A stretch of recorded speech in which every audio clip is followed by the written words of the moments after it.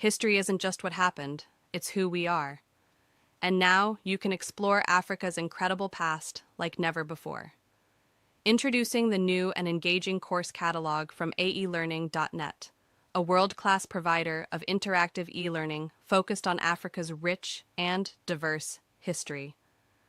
From the rise of ancient Nubia and the power of the Mali Empire, to the architectural wonders of Egypt and the development of astrological knowledge by the Dogon people, each self-paced course brings history to life through stunning visuals, immersive video lessons, and interactive assessments. Designed for students, educators, and lifelong learners around the world, AE Learning's courses make discovering Africa's story easier, deeper, and more engaging than ever. With AE Learning, education meets flexibility. Whether you're a student, teacher, or lifelong learner, our platform gives you access to credible knowledge, rich multimedia lessons, and tools that make learning African history engaging and unforgettable. Join thousands of learners already rediscovering Africa's past and shaping its future. Visit www.aelearning.net today. Start your journey through Africa's past today, because the story of Africa is the story of us all. AE Learning, inspiration through high-quality education.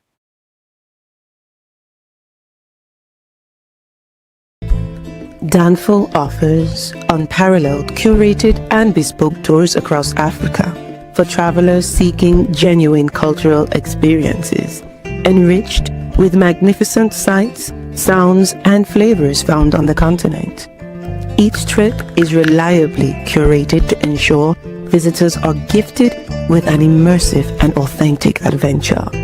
Whether you find yourself strolling along the charming white sand beaches of Sierra Leone, feasting on the mouth-watering delicious foods in Senegal, observing or partaking in various aspects of the Isheshi traditional system Ifa native to Yoruba land, Nigeria, with Danful, you will rediscover a fulfilling sense of kinship to the true heart of the motherland, her communities.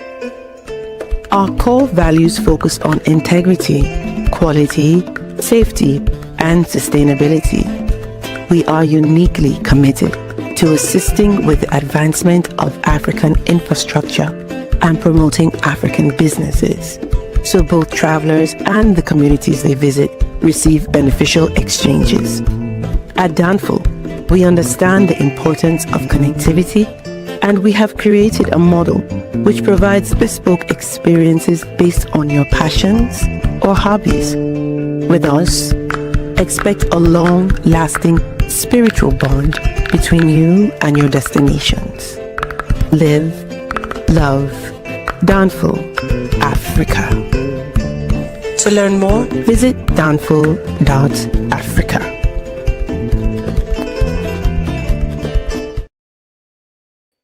Shout out to Marie, y'all. Marie, happy Thursday to you, Sugar Dumplings. How you doing, Marie? Marie, I'm so happy you are here. Shout out to Marie, our moderator. Shout out to you, Marie, our moderator. Marie has been rocking with us. And listen, every time Marie is here, we're gonna acknowledge Marie. Marie has been rocking with us since about 2000, for show 2017. Marie was on the first ever In Search of a Huru tour to Africa, to Nigeria for Oshun in 2019, August 2019. And she holds it down for us. Also, too, Marie, hold on. We're gonna celebrate you tonight, Marie. Hold on.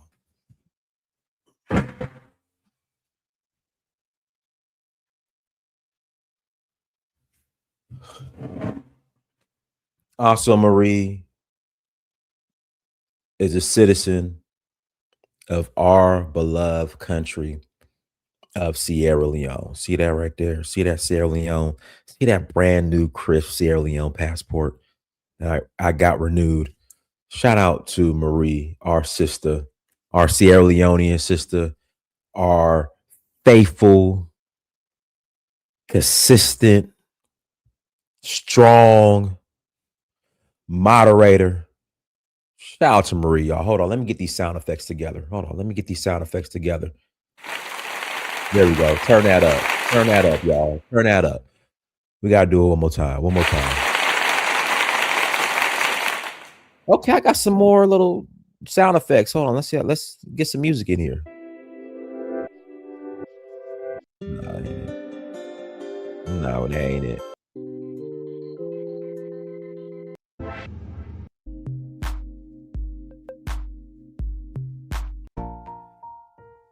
Oh, no, that ain't it. That ain't it. Ain't okay. We ain't gonna do no music, no background music. But with that being said, guys, hit the like button again. Please hit that like button. Also, make sure you share and make sure you subscribe. I will greatly appreciate it. We here on this Thursday night, y'all. It's already April. It is already April, you guys. When I say the time is flying by,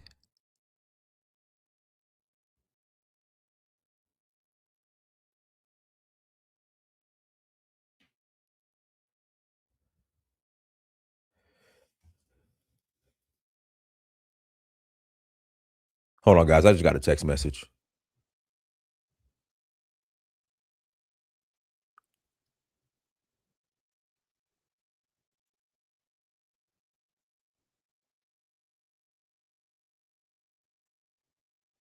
Okay, there we go. Yeah, okay, I'm back. Had to respond to that text message. But yeah, I got a couple of announcements. We are rolling to Sierra Leone. Yeah, so we're going to Sierra Leone. Let me be clear. Citizenship program is on hold. Okay, citizenship program is on hold. It's been postponed. So if you just want to come, enjoy Sierra Leone, enjoy, I would say, the second, maybe third best food in Africa, if you ask me, outside of Liberia. Senegal is number one. Come and join us. Visit Danfo. That's DANFO .Africa. We're rolling. I think that's in November 20th to 29th. Before that, we're going to Ghana and Ivory Coast in November as well. Then we are headed to Zanzibar in September. And then I'm going backwards. I don't know why. And then Nigeria in August for the Oshun Festival. And then we go to Senegal next month. We hit up Senegal next month for the Jazz Festival, St. Louis Jazz Festival. So if you're interested in joining, please visit Danfo. That's DANFO .Africa. Again, if you're interested in joining us, please visit Danfo. That's DANFO .Africa to learn more. And this is the site. You guys, if you're watching this, just go to the site right now. Make sure you sign up for the mailing list. And once again, when you guys sign up, don't be surprised when you get a phone call from me. Don't be surprised if you get a phone call from me, because I'm gonna call you. Like, you're gonna really get a call from me. Like, I'm going to call you.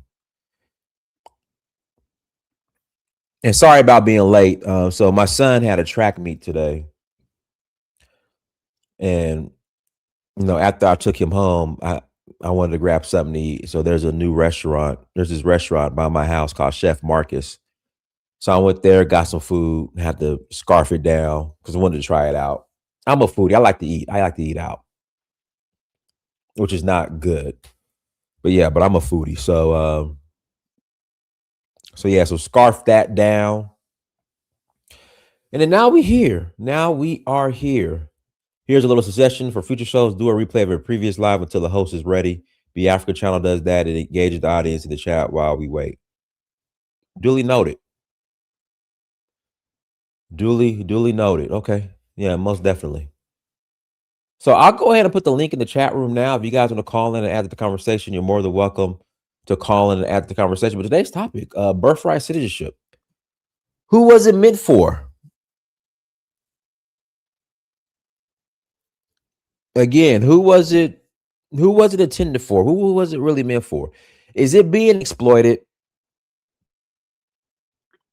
Are other groups of people exploiting birthright citizenship, which Donald Trump says was intended for free slaves.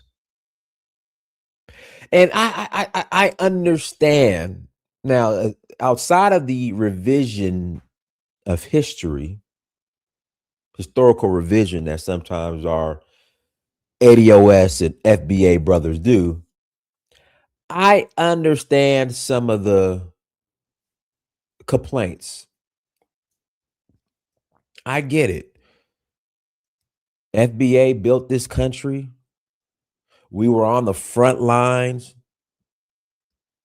not only fighting in every single war, but also fighting our wars here in America, fighting our own battles here in America. We were on the front lines.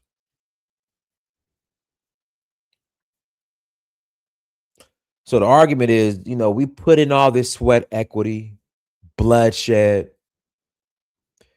had to deal with racial terrorism, and other groups could come in and just piggyback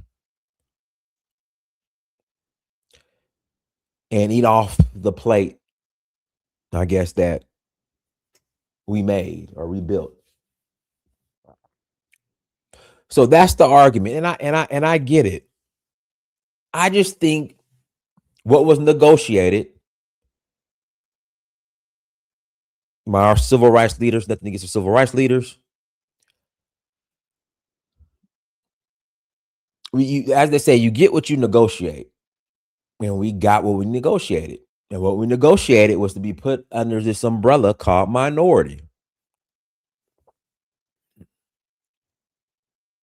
which includes white women who benefits the most from these DEI policies, white women, gay white men, Asians, Latinos, whatever. They're all considered minorities.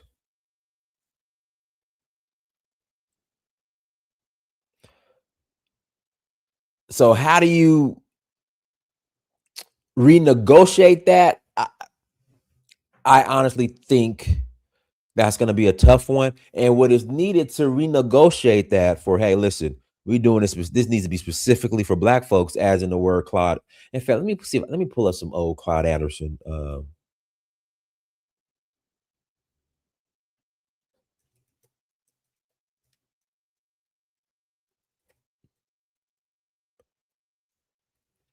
Let's pull up some old Claude Anderson footage.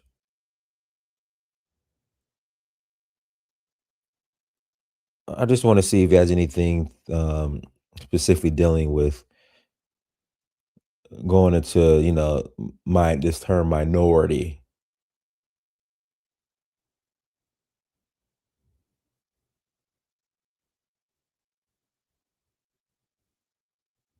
Let's see here. But we're gonna listen to Claude Anderson anyway.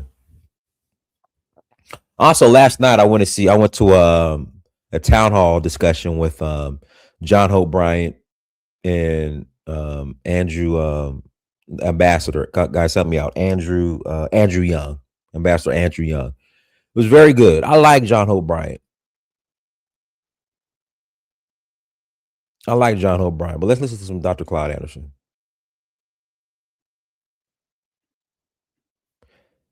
In fact, I need to buy his new book, John Hope Bryant's new book, Capitalism for All. Trying to write with nonstop pings? That's where Grammarly comes in. I want to say, by way of recapitulation, when you were here last, for those who did or did not see the show, we talked briefly about how American public policy historically has shaped, defined, and cast African Americans in their role and their place in America. How laws, legislation, and so much public policy related to politics and economics have held us at bay in a place. Right. You assert that we must now take the reins of control, economically and politically empower ourselves to come out of that place and do our own thing, in a manner of speaking. But you also assert that we take what has worked as successful models from white America, superimpose them on black models for success, and do it in a timetable that will have to outrun our own obsolescence. Is that an accurate assessment? That is very accurate. Then let's start by taking a look at what you have penned at Chapter 5 of this particular book, Black Labor, White Wealth, when you quote historian Dan Lacey. And you write from Mr. Lacey, who criticized the hypocrisy of the dominant society's attitude toward blacks. Let me do this. We got Festus calling in from Nigeria. You can hear the air unit in the wall unit in the background. So, you know, we don't want you to drain all your data. So go ahead, Festus. I can hear the. Hello, I'm actually in Houston, not Nigeria. But thanks for the introduction. Yeah, I live in Houston. Well, what's in the background? Let me. Are you see. outside? Sounds like traffic. Yeah, or is that the air outside. unit? Yeah, I'm outside a coffee shop in Sugar Land. Okay. Yeah, no worries. Go ahead, Festus. Yeah. Well, thanks for having me, and interesting to talk about this birthright citizenship stuff. But I think I understand this from the point of view that the white population is reducing, so they are trying to prevent more colored people from coming here. And I think one main argument they may use is a birthright citizenship was for descendants of slaves. So if you weren't part of those stock of people, well, you're not really gonna get that citizenship. And I think some of us immigrants will definitely taken advantage of that to our benefit, right? But at some point, it gets to the point where the carrying capacity of the US cannot absorb so much more people coming in from everywhere. So they have to shut the gates down. And I think if you take a look at the Diversity and Inclusion Act that's been repealed, also affirmative action and abortion bill, you will find out that one, more white women do abortion than black women, and more white babies are being aborted than other colored babies. Two, a lot more white women, they've benefited from DEI and affirmative action, as opposed to us thinking it's blacks, minorities, and whatnot. So when you shut all of them down, you're more or less going to force white people to, find a man, be housewife, more or less, because all these DEI jobs, it's really hurting white women a lot more than black people. So it's a good strategy to have us distracted by African Americans, Africans from the continent, when in fact the system or the deep state or the white elite are actually trying to strategize ways to reduce the population of minorities and to somehow increase the population, or at least stop the reduction of the white race in the US. So from a national point of view, I totally get why they would want to stop the birthright citizenship stuff. And also, yes, I think it was obviously meant for Black Americans, and it's been long overdue to stop that. So that's all I would say for now. Okay, guys, links in the chat room. Festus, I thought you were in Nigeria this whole time. No, I'm actually based in Sugar Land. Oh, okay. All right. Yeah, I know. All right, let's listen to some more of our elder, Claude Anderson. Saying that, and I quote, whites denounce blacks as lazy and lacking ambition, while they resent black competition.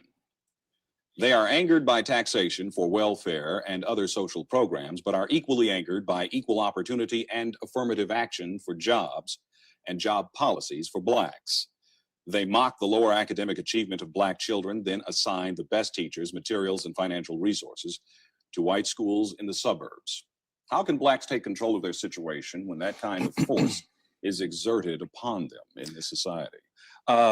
Two ways. First of all, let me go back to your first point when you indicated that racism has in fact locked blacks into their place. It did in fact do that. But what's going to happen now is that automation and new technology is going to wipe that place out. We anticipate, Daryl, somewhere between about 26 million people in in this nation becoming obsolete by that year 2013. And out of that, the greater portion going to be blacks. So we got to figure out how do we not get wiped out by automation. Now, I'm sorry, go on. Go ahead, please. Now, if we're going to become competitive, we must go back to the point you just made. The key to black survivalship at this point in time is what I call political economics, which means we got to figure out how we can start practicing group economics and group politics and do it very successfully and effectively quickly. And that means all the way down the line. That means going into the retail industry, all the way down to the resource. We got to become producers instead of consumers. We got to not only have retail outlets, but we must have manufacturers, producers, wholesalers, warehouses, and distributors. Underneath every business that we have, we got to do everything humanly possible to hold our capital in our disposable capital in our communities. We must make it bounce 8 to 12 times before it leaves. Currently, as you know, it doesn't bounce one time. We must learn how to formate capital. Now, how do we formate capital? There are a lot of ways we can do it. The first way is what I indicated to you on the last show, is try to keep that 95% of disposable income that's currently going into the white community, keep it in our communities. And since the whites are boycotting our communities, and we are boycotting our own communities, we can never recapture it that way unless we stop it. Second thing we must do is to try to figure out other creative ways of getting capital, i.e., we have what we call a property confiscation program in this country. Most of that money in that program is coming out of activities, illegal activities that blacks were caught in. And last time I checked, at the federal level, we had approximately $700 million, okay? Now, typically what happens to that money and those properties is that it's given through the good old boy network to their friends and passed on and used for other purposes. Now that money and that collateral belongs to no one. Now, what we should start doing in this country as a black nation, start insisting that money comes back to the black community in a liquefied form. That is an interesting assertion. Danube Properties is launching its first master committee in the. And one of the points that can be made is and everything you're saying and what you point to in this book as solution-oriented, that's right, for the black political and economic situation in America, is to devise a national strategy. All of this you're talking about comes under the guise of formulating a national strategy for economic and self-empowerment. That's right. And why this is so critically important, Daryl, is because if we buy into the current economic philosophies of the mainstream society, we are through. Because they're going to continue to pump new technology into the market, and we're going to be the last hired and the first fired, and we're going to continue to become obsolete increasingly, where our unemployment will continue to escalate and our displacement will continue to escalate. We must come up with a new system that will take us out of that philosophy and build an alternative social economic system for ourselves if we're to survive. And it must be politically, economically based. Okay. Does that mean we continue to go begging to the current tax system, the current federal bureaucracy? How can we do it outside that web? Well, we're gonna have to get outside of the web, because that's the way they have a schedule presently. You hear all this talk, for instance, about reducing the size of government, anti-government. What they really want to do is reduce the size of government, because they know that about 68 to 70% of the black folk that got an education are employed in some level of government, either the city level, county level, state level, or federal level. So when you start talking about downsizing government, what you're really talking about is disemploying black folk. But you never hear them say, first of all, if we're going to downsize government, why don't we commit a study that would determine the impact on black folk when we do this, since a disproportionate number of black folk are using those kinds of opportunities for income? Secondly, what are we going to do when we in fact displace those black folk? What are we going to do with those monies that we save from downsizing government? When we kick blacks off the second level out of welfare, what happens to the money we save from welfare? Why don't you put that money at the top level from downsizing government and downsizing welfare? Why don't you put that money into an alternative economic development system for black folk to do what you have never done for them, to assist them in developing a business structure in this country? But you never hear that as a solution. And I guess you never hear it because in this day and time especially, there seems to be a mood and a philosophy being transmitted that the government has given, in effect, everything black people have by way of positive development and achievement in this country. Everything that black people have that's positive has come from government action. The current administration would certainly seem to want that to be the case. Yeah. Well, yeah, they've been trying to perpetuate that myth for years now. As a matter of fact, ironic, I think it's funny that first of all, we must realize that black folk have only been out of semi-slavery now for about 30 years. Only 30 years. Now, when they first came out in the mid-1960s, they came into what we call the Great Society programs. that were permitted to exist for about 3.5 years. Now, even though those programs were not specifically designed and focused on blacks were supposed to somehow to have gotten involved in those programs and achieve wealth. And in 3.5 years, we're supposed to have corrected 350 years of subordination, exclusion, and subjugation. It's all supposed to have worked out in 30 years. You know, and yet, and you look at that in those 3.5 years and look how blacks got into that dilemma. Blacks got into that predicament because the entire society was working against them.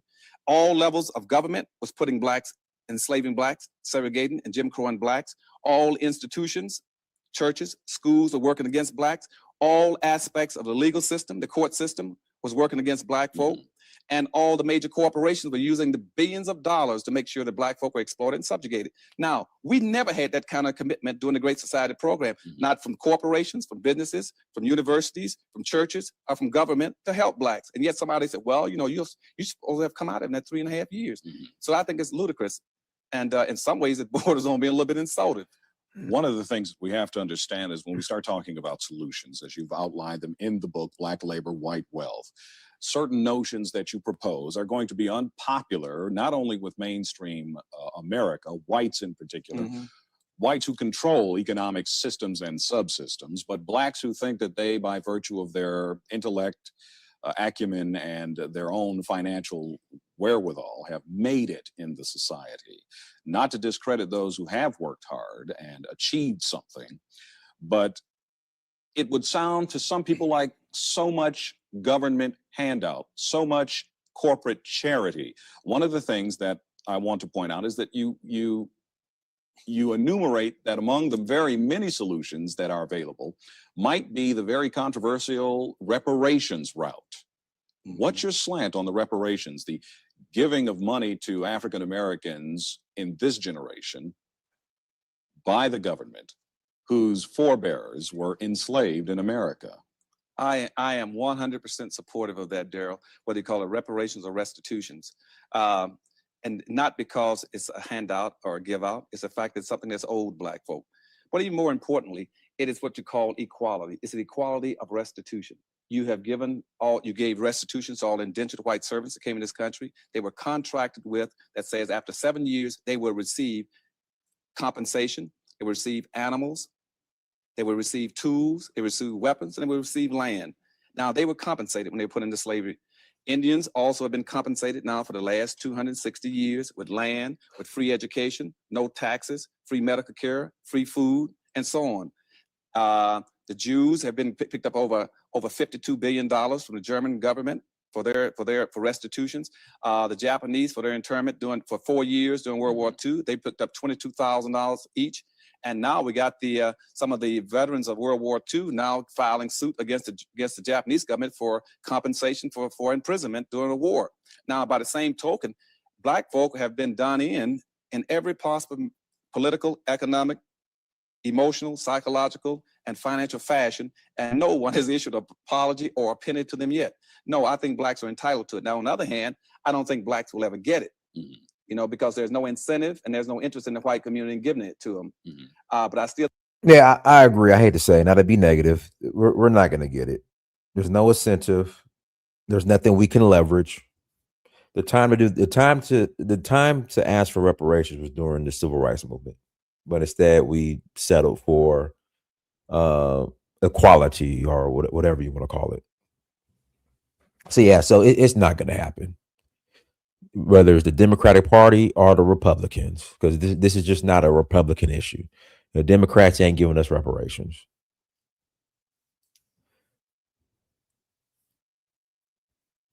I think they need to ask for it and demand it. And moreover, you talk about affirmative action and quotas. What we have to understand in this society is that's how white society got its wealth and power. It got its wealth and power through an affirmative action program, through set-asides and through quotas that were initiated and maintained by this government. And this government, however, and many people within this government structure extol the virtues of individual right and liberty, but you point out in the book that those so-called individual rights, individual initiative are only afforded individuals who have strong group representation. That's right. And blacks, and see, at the same time, they were developing that constitution upon which the white society is relying on. The people that were drafting the United States Constitution were the same people that owned 1,400 slaves. And so individualism and meritocracy does not pertain to black folk because racism is a group to group issue. It's not an individual issue, which means I don't care what I do as a black. I can be as successful as a mountain, or I can be an Oprah or Michael Jackson. But unless it's interlinked with all black folk, that all black folk are lifted by it, it has no importance, no relevance. And that's why when I was a child, they were all pointing to Joe Louis and Jackie Robinson. Look at them. They're successful. Why can't you succeed? Right. Because I was not put into slavery as an individual. I went in as a member of a group. And we can only come out of slavery and out of second-class citizenship and the present day benign elect as a group, not as an individual. And so everything I do must be interlinked to where it benefits all black folk. So black people must then seek to connect themselves with one another, on an ongoing and conscious effort. That's right. And everything must be interlinked in a common sense of destiny, a common sense of well-being, a common sense of security, and a common sense of accountability. Does that mean to the exclusion of anyone else? No, it means that you're not against anyone else, but you're for your own people.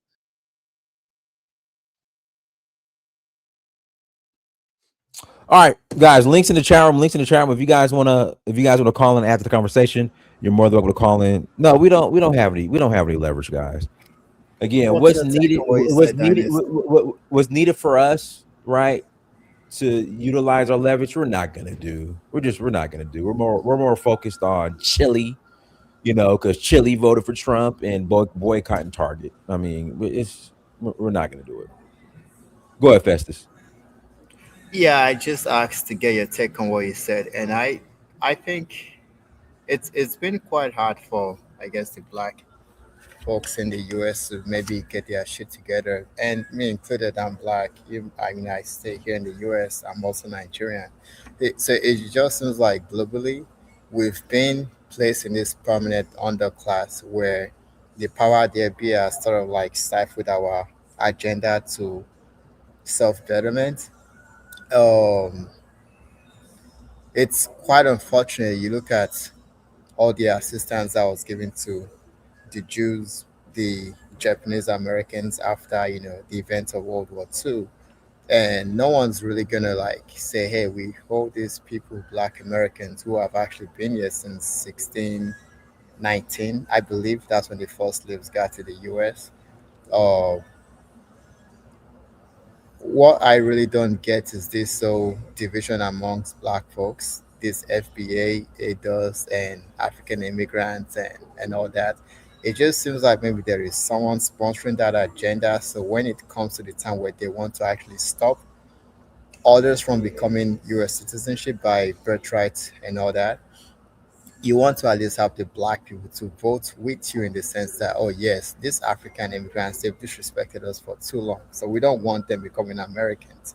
But it's I get that, but it's still playing into the hands of the oppressors, the elite, in what they want to do with their agenda. And to them, if it means structuring the US in the way South Africa was, where the elites are a certain race, they are on top. That looks like that's where the US is getting into. And my big fear for black folks is the fact that if you look at the pyramid, on the top is the white elite, middle you have the Asians, below them you have the Latinos, Hispanic, and blacks might potentially be at the bottom. Before it used to be just white and black, but there is so much more group of people between the elite whites and then the black. So wherever it is that has to be done, um, there's gotta be a form of coming together amongst all black folks in a much more structured, organized way to attain economic growth and prosperity in all sectors. Um, this idea that you go shopping at establishment that's not really owned by black Americans, so your money is not really staying, as opposed to how other communities have their money staying within their community before it actually goes out. What restaurants do you go eat food? What stores are you going to buy stuff? I mean, what beauty stores are you going to buy beauty beauty products? Are they black owned? Or so those are areas that the black community would have to start from. Where are you getting your meat produce? do you have like farms that's actually owned by black folks? So is this still true? Walmart, and do you get what I mean? So yeah, that's I'll stop here so someone else can speak. And if you have anything to add to what I said, Dennis, go for it. Yes, sir. Go ahead. Hello. Unmute yourself. Hello, Dynast. Hey, hello. In Festus. Um, Oh, you know, real quick, let me read this super chat. Bag 76 first. Thank you for $5 holla. 1924 Native Indians in America were given citizenship. So birthright citizenship was for African Americans only. All right, go ahead. Hello. Hi. I've always been saying this, and I'll keep saying what I think should be the main focus of all dark-skinned people all around the world. Sometimes I get a bit, strange on people, or a group of people who are trying to delineate or deassociate their roots. I don't have a problem with them doing that if it's gonna be a rosy road for them without them roping the Africans into the their music. But when the chips are down, every dark-skinned person is going to understand that the world is going to be a tougher place for people that look like them. They don't know what they are up against. They are busy fighting one another, causing divisions. You need to be proud of who you are. If you're not proud of who you are, then be happy where you want to be and make it work for you. Fight there for yourself.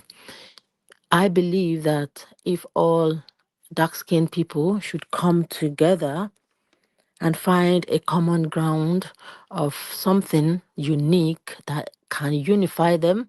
I know there are many divisions, there are different shades of black, but the ones that believe that they are blacks, that've got African DNA specifically, to come together, bridge the gap, try and forgive one another. The past is there, learn from it, and find a unique common ground, form a unity, common ground that is going to empower each other on both sides so that everyone will have a sense of belonging. And that sense of belonging will be your strength of something that you would want to fight for and die for. Until then, there is no hope for all of us. Whether you're in the continent of Africa, or you have been taken away from Africa and find yourselves in the Caribbean, in America, even though we are one, but some think they are better. But in the eyes of the world, you are the same. When you go into an office and fill a form, when they see you, you walk through the door, you're going to be described in a certain way. You're a dark-skinned person, until when you open your mouth and speak, then they will say, oh, American or African. But when they look at you, they see you as the same. Until you come together and find a uniting force, you will be picked out one after the other. When you are being wiped out somehow in the America, they will come for the other ones, your brethren, wherever they are. I see some posts by some Native Americans who are claiming that the FBAs and certain people are trying to blackwash and dilute their history, like as if they are confused. Why would anyone be ashamed of who they are? Why can't someone look at themselves in the mirror and be proud of who they are? Because if you are not proud of who you are, then you're going to be lost forever, not to talk of asking for reparation. How are you going to get a reparation when you don't even know your strength? You don't know who you're going to get that money from, their characteristics, how to get the money from them. How are you going to actually wrestle that money out? Do you think it's going to be child's play? Are you going to be um, whole and complete and healthy to eat that money?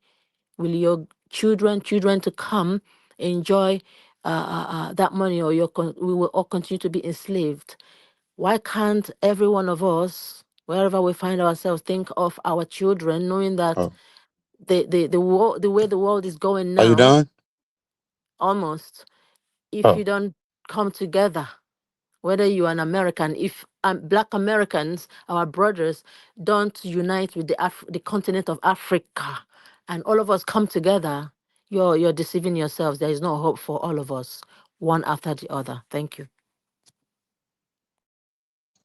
okay. And I think that was a beautiful display. I think everything you said is pretty much true. But I think it's true more on a macro level. On a macro level.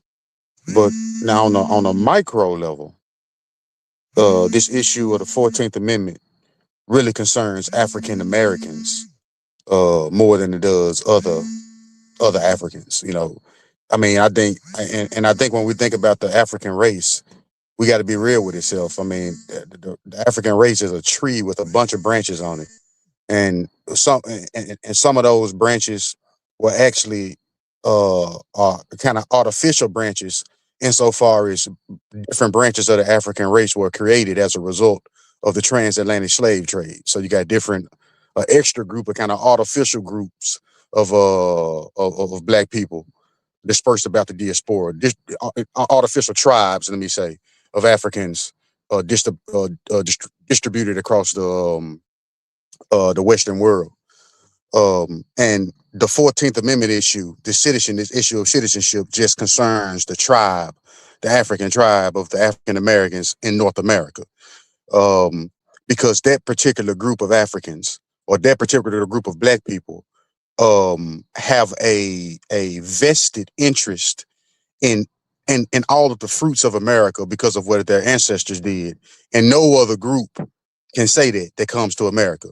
And it's been two times the Democratic Party have used immigration to thwart the interest of African Americans. First, it was the Ellis Island immigration, when they let all those poor Europeans come over and get citizenship status to try to like once again keep black people as a permanent underclass.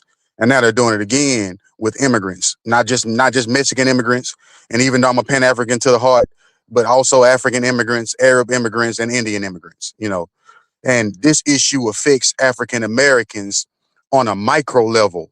And I understand Hello's argument. I understand that all black people in the world need to come together, but that's more of a macro argument and like a more of a macro issue. Here we have a particular tribe, a particular group of black people being constantly oppressed through different systematic ways. And one of those ways has been immigration.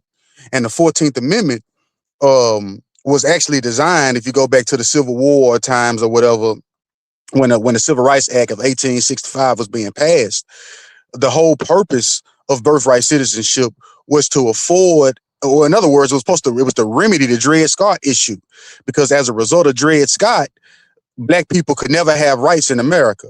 And even though the Civil War had ended, even though the Civil War was over, Dred Scott was still what we call in law good law. So that case was actually still binding, right? That holding was still a thing.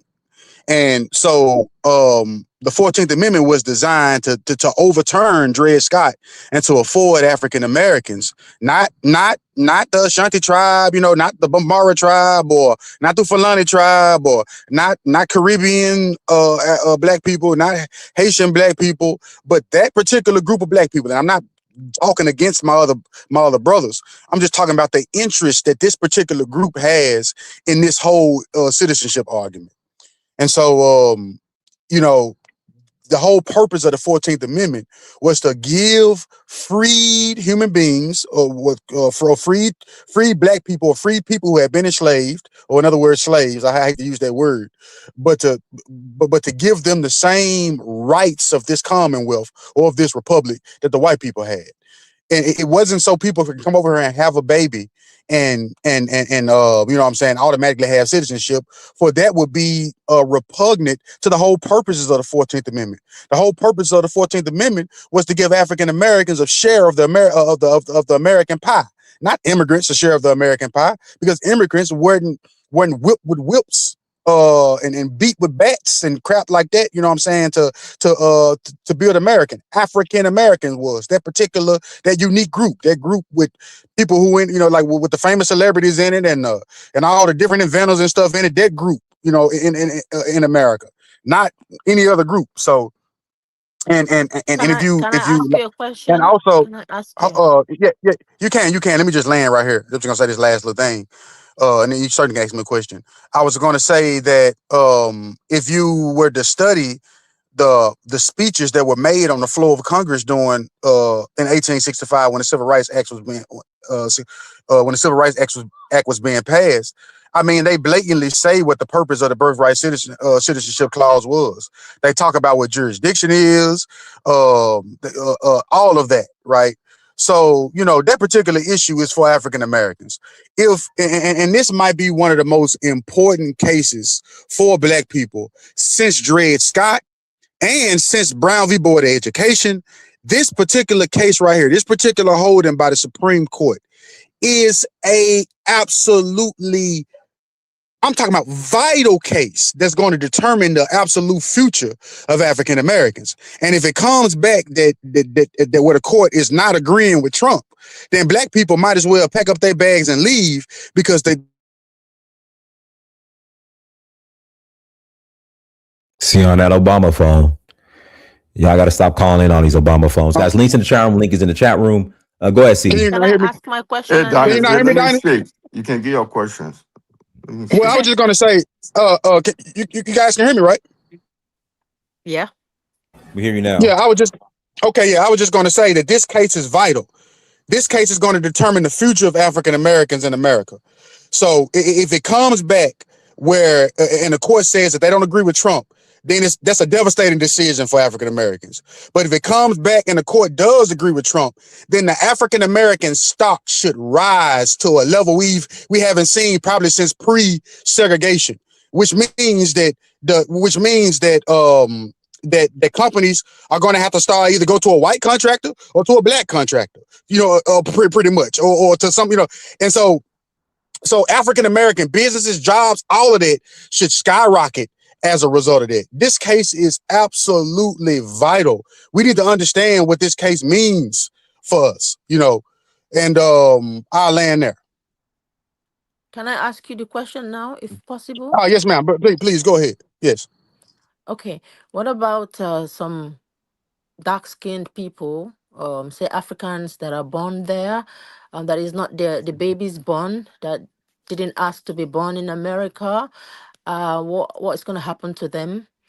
Ma'am. How will Okay. 1 minute? How will the government differentiate them and the foundational Black African. Americans? And as Well, because is it not the government allowed, if they made that rule, the law, but they also allowed these foreigners to come there and have babies. So what do you think is happening? Well, okay, so let me explain it to you. See, and a lot of Africans, a lot of my African brothers and sisters, and this is not a downplay on you guys, but a lot of y'all don't really understand American politics to the extent that African American does.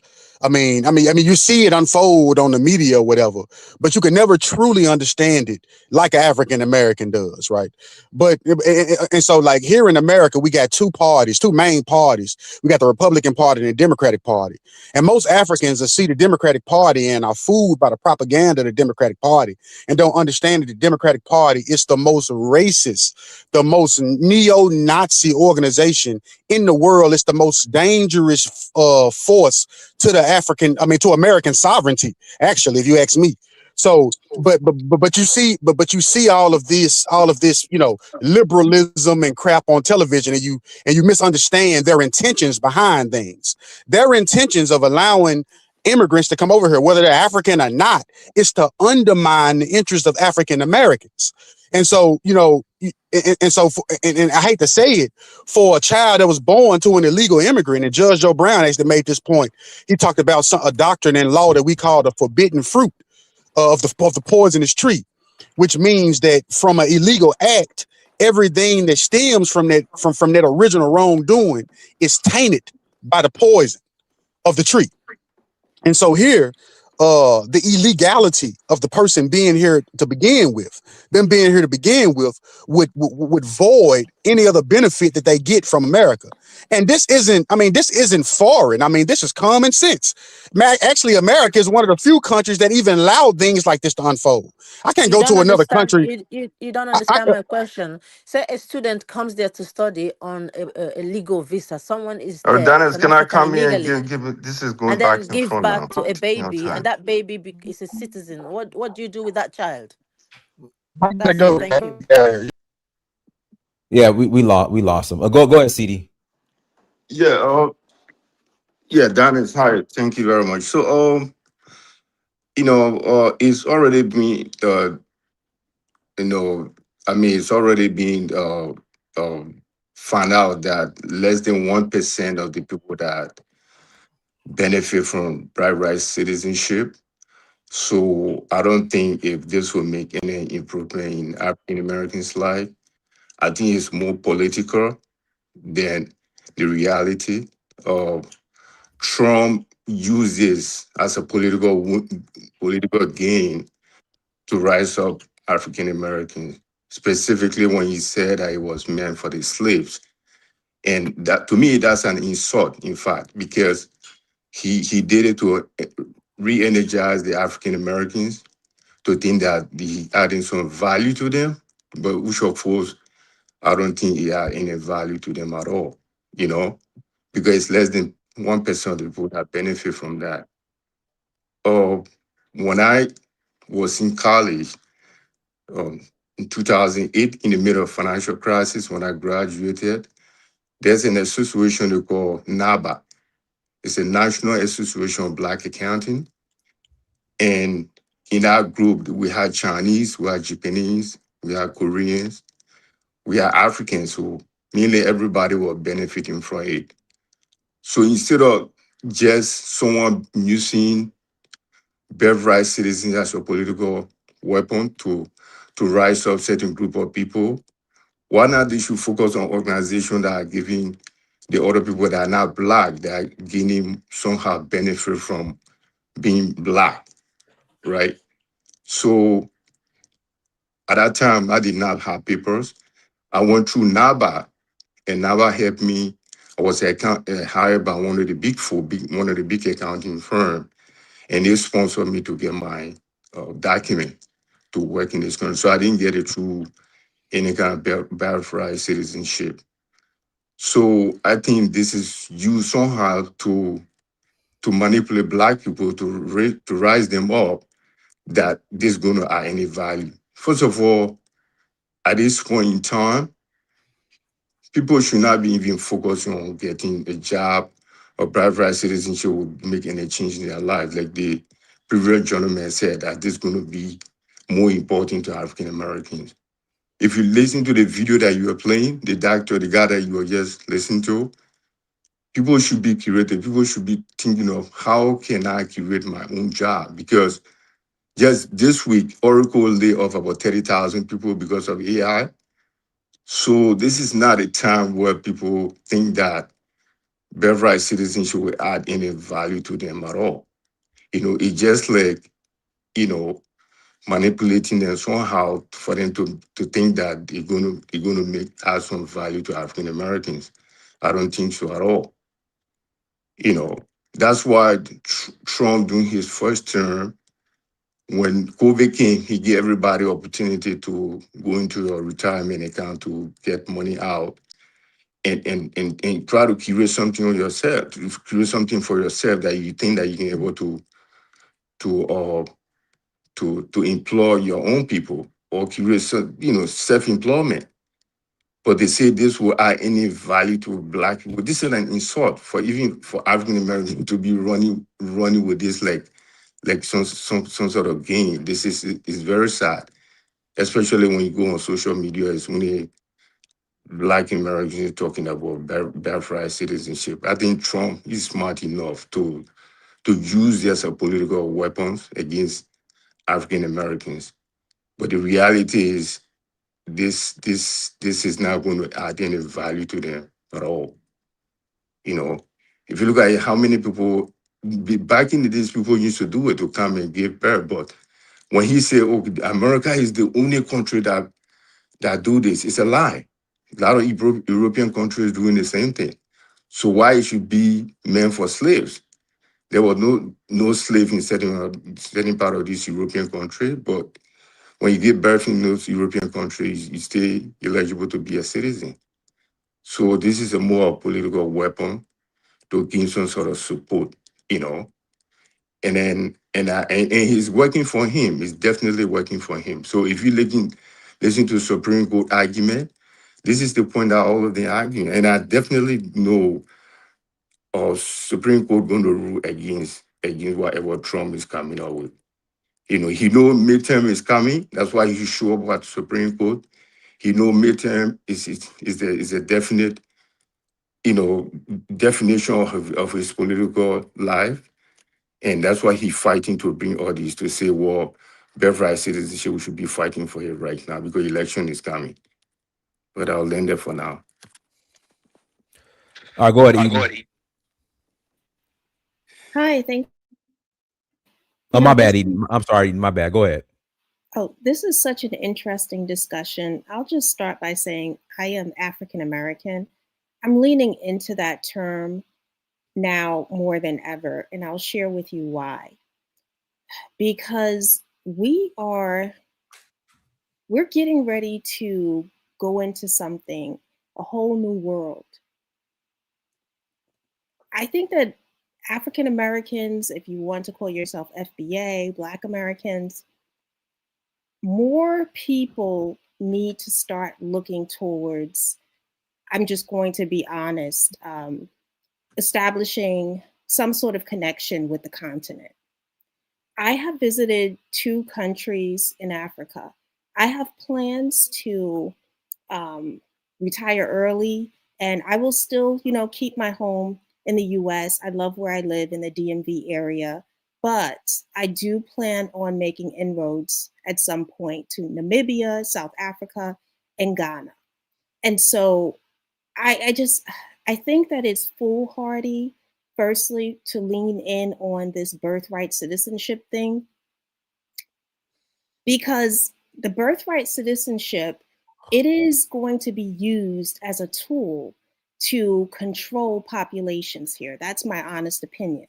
When you look at models like the UAE, for example, where your ability to stay and live there is very transactional.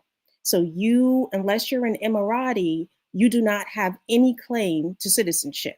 And this is one of the main ways that they're able to take advantage of populations there. So they have low-wage workers. They take their passports from their countries, from Pakistan or India, places in Kenya. Africans are also in the UAE working.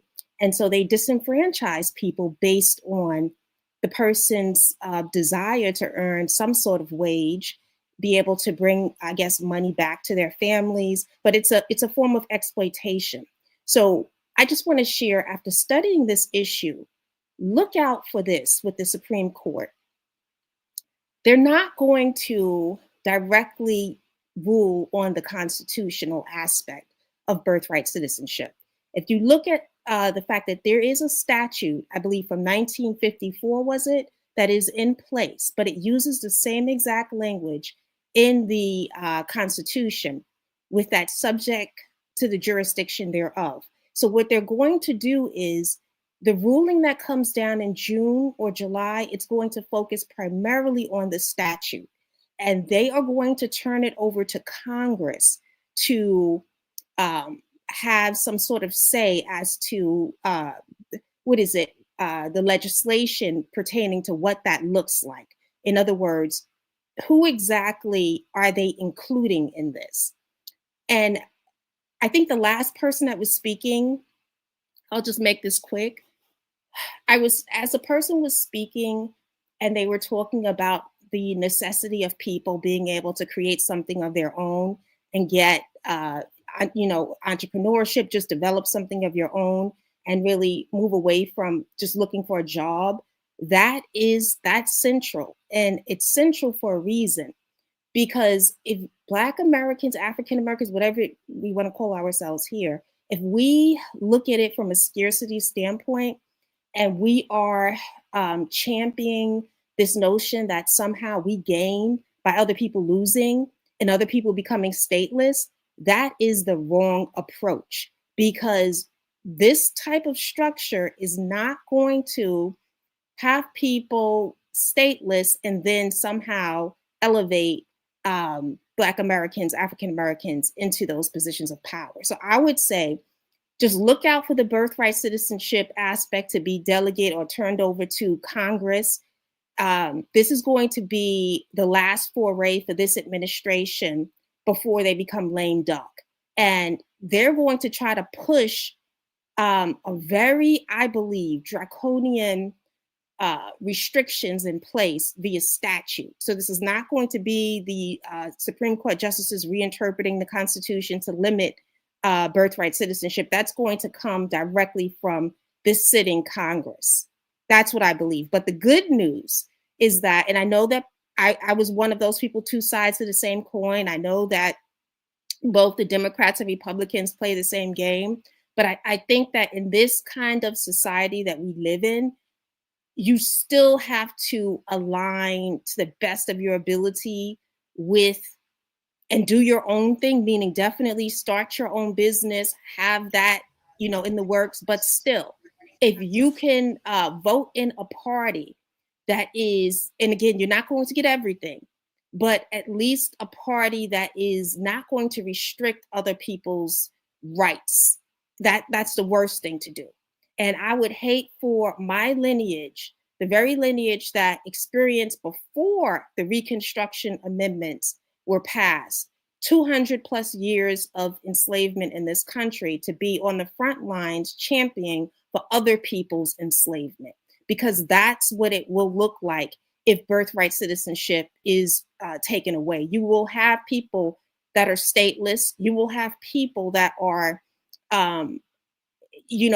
not really able to leave this country because they have no documentation, no ability to really speak up, no ability to. If I get interjected, I gotta pass the mic. Sure. When you say stateless, what do you mean? When I say stateless, okay, I'm referring to the second generation of what that looks like. Meaning, if let's say a Mexican person comes in, or just I don't want to really single out Mexican people, but if a person from Latin America, South America, or anywhere in the world comes into the US. Okay. And let's say they're working. They may even come in legally from the standpoint of they're a student. They, have a child. They're in a marriage. The other person may be from the same country or a different country. They're both students, international students. Under what they are proposing, the child would not be a citizen. So let's play with that for a second so I can answer your question. So if the child is not born a US citizen because the parents do not have permanent residency at the time that the mother and the father. Then that baby will be Mexican. Yes, but here's the thing.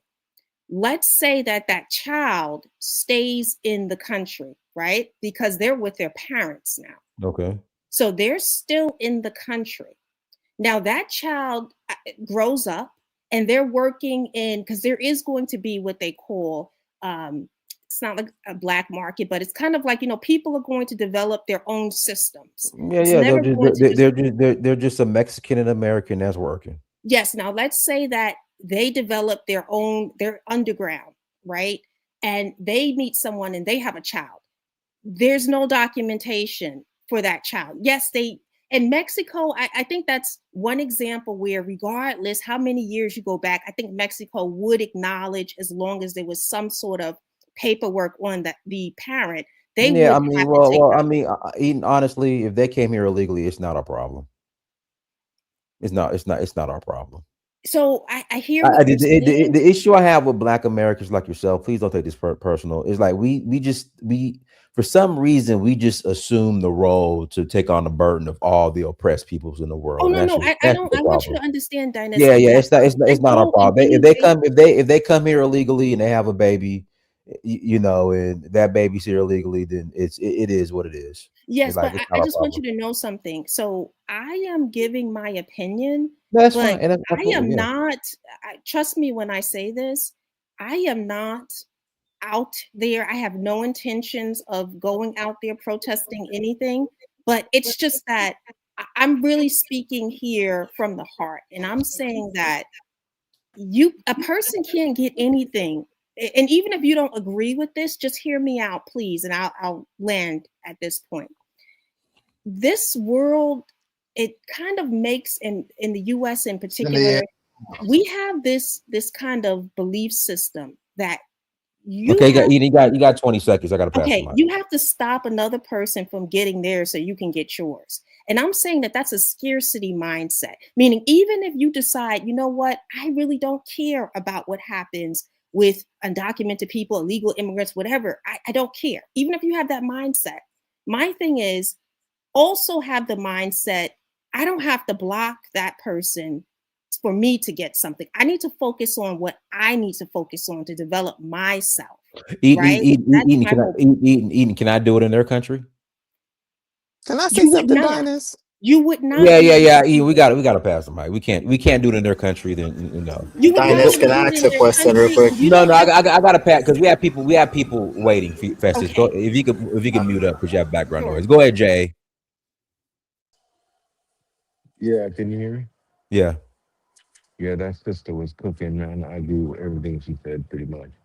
I think it's the scarcity mindset, and it's not that you're fighting for every immigrant, but you got to remember they're not just they're black people that are immigrants too. You see, and so you know because in reality, whatever the Supreme Court says, this country has been accepting immigrants forever. Like you look at Ellis Island and all kinds of other times in American history, and they ain't gonna stop. So I mean, I don't know what else to say after that, man. I think the lady was spot on. You think you gonna hurt somebody else, you end up gonna cut your own foot off.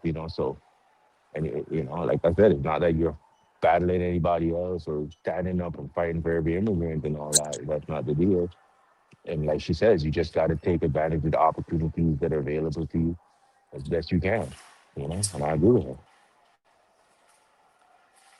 her. Go ahead, Elvis. All right. Thank you, Donis. That we understand that this birthright citizenship question is not about, you know, who can get citizenship in terms of immigration. It's about if a person is illegal, like you rightfully stated, because some people think that if the Supreme Court rules in the favor of the Trump administration, that means that African immigrants or other immigrants are not entitled to citizenship. It's not the question. The question if the parent came here illegally, who gave birth to a child, is that child entitled to the citizenship of the land? The Constitution said that those who are born in this country, are citizens. So that's what the Constitution said. And to the gentleman earlier who said something about fruit of a poisonous tree, I don't know, he propagated to be a lawyer, but he clearly didn't understand that, that doctrine is talking about if the government, usually the prosecutor, if they, acquired evidence, without the proper chain, or they didn't go through the right channels to get that evidence, it is inadmissible because it's poison. It's gotten from a illegal means, so therefore it's poisonous and inadmissible. It's not that if somebody is doing something illegal, then their child is from the poison from that tree. No, that's not what the doctrine is about. But lastly, I would say this, right? Many people don't understand that. For me, in my personal life, when my parents came to this country, and my mother, when she got a green card, my sister, who was under the age of majority at that time, she got her citizenship automatically, and she wasn't born here. So once you have an immigrant parent who is a green card holder, goes and get their citizenship, if you're under the age of majority, which is 18, you become a citizen automatically by virtue of your parent becoming a citizen. So it's, immigrants get citizenship in this country all the time without even being born here by virtue of their parents being citizen of this country. And then lastly, I will say this, you know, when it comes to the question of the civil rights, movement, the Civil Rights Act, this country can, I keep telling people this, and maybe they have to research it. You can't make law that excludes everybody else and only benefit one group of people. It's unconstitutional to do that. So if you make a law like the Civil Rights Act, Hey, that's what people complain. can you repeat that again, Elvis? Right. So if they make a law that excludes every other American citizen and only benefit one group of people, like black people, for example, like people think that the Civil Rights Act was, supposed to benefit black people exclusively, and it doesn't. All the rights that black people enjoy or that they gain from the Civil Rights Act applies to everybody else. People can't discriminate you, based on your race. Same thing goes for white people. You, as a black man, you can't tell a white man you can't work in your establishment because he's white. So that law that was established against discrimination based on race applies to white people also. So it doesn't take away other people's from benefiting, from the Civil Rights Act. So Elvis, real quick, how do you feel about DEI? Well, you mean diversity inclusion? Correct. That's not a law. You know, that's a policy that certain administration wanted to partake in. It's not a law. It doesn't discriminate. It actually wants to be more inclusive. They want to bring people who are underrepresented in certain areas to be more visible, to be included in those different fields or different stratas of society. So it's not something that is discriminatory in its nature, in its essence. It's actually inclusive, the opposite of discrimination. So I think that's a good thing, really. But I just want to give my 2 cents, Donnie. So I'll pass the mic. All right. Go ahead. George Macon, go ahead. Yeah. I got a problem with what the brother was just saying, because a lot of immigrants, they like the double talk. And I'm not being disrespectful to the brother, but part of what he's saying is correct, but he's leaving out a lot of context. Whites made laws and did things that was strictly for them forever. And this is why you had affirmative action first and then DEI, because federal law never protected us from state law. So they allowed all kinds of things to go on. We had all kinds of executive orders put on the books ever since 1865, 1875, all the way through all kinds of amendments and bills that was put on the floor, and they wasn't honored. So things were set in place and provisions were set in place to protect us, where we can get government contracts, we can get fair housing, we can get things. These immigrants wasn't in the country like that at the time. We were going through those things. So yeah, it is for everybody, but the part that's disrespectful is, if y'all gonna talk about it, we were the ones fighting before y'all got here for everybody to get those rights. And what happens now, you go all the way back to A. Philip Randolph. He was a restrictionist, and he was against the West Indian and the other groups coming here and not getting citizenship, where we can fight together on behalf. A lot of them was coming here and they wasn't getting it. They was having babies. They was doing these things. So this is not a new topic. Our people been arguing this. The problem is, over decades, we've been conditioned to fight for everybody else and not ourselves. It's been a colossal failure under these Democrats. To this day, we've been gentrified out the communities that we live in, while we've been overran in black cities now by immigrants that's coming into the communities. And I don't expect the immigrant to actually disagree with that. So of course, y'all gonna come on here and say the things that would be pro-immigrant or pro, and I'm not mad at them for that. But as a foundational Black Americans that understand our story all the way from A. Philip Randolph to now, and our 60 years of supporting this Democratic Party under these programs and policies that's been a failure to our communities. No, we shouldn't be looking for other groups like that. That don't mean us taking care of our own special interests. Don't mean we hate nobody. But I always said this: a lot of immigrants, what we fight for, they're going to fight against, because we've been put against each other based off the way the system is set up. I've been saying this online for 10 years. And now we're starting to see it really come out into play. Because when you live in Black Philadelphia, there's Mexicans and Guatemalans walking all through West Philly now. What is it going? The whole south side of South Philly is all Mexican.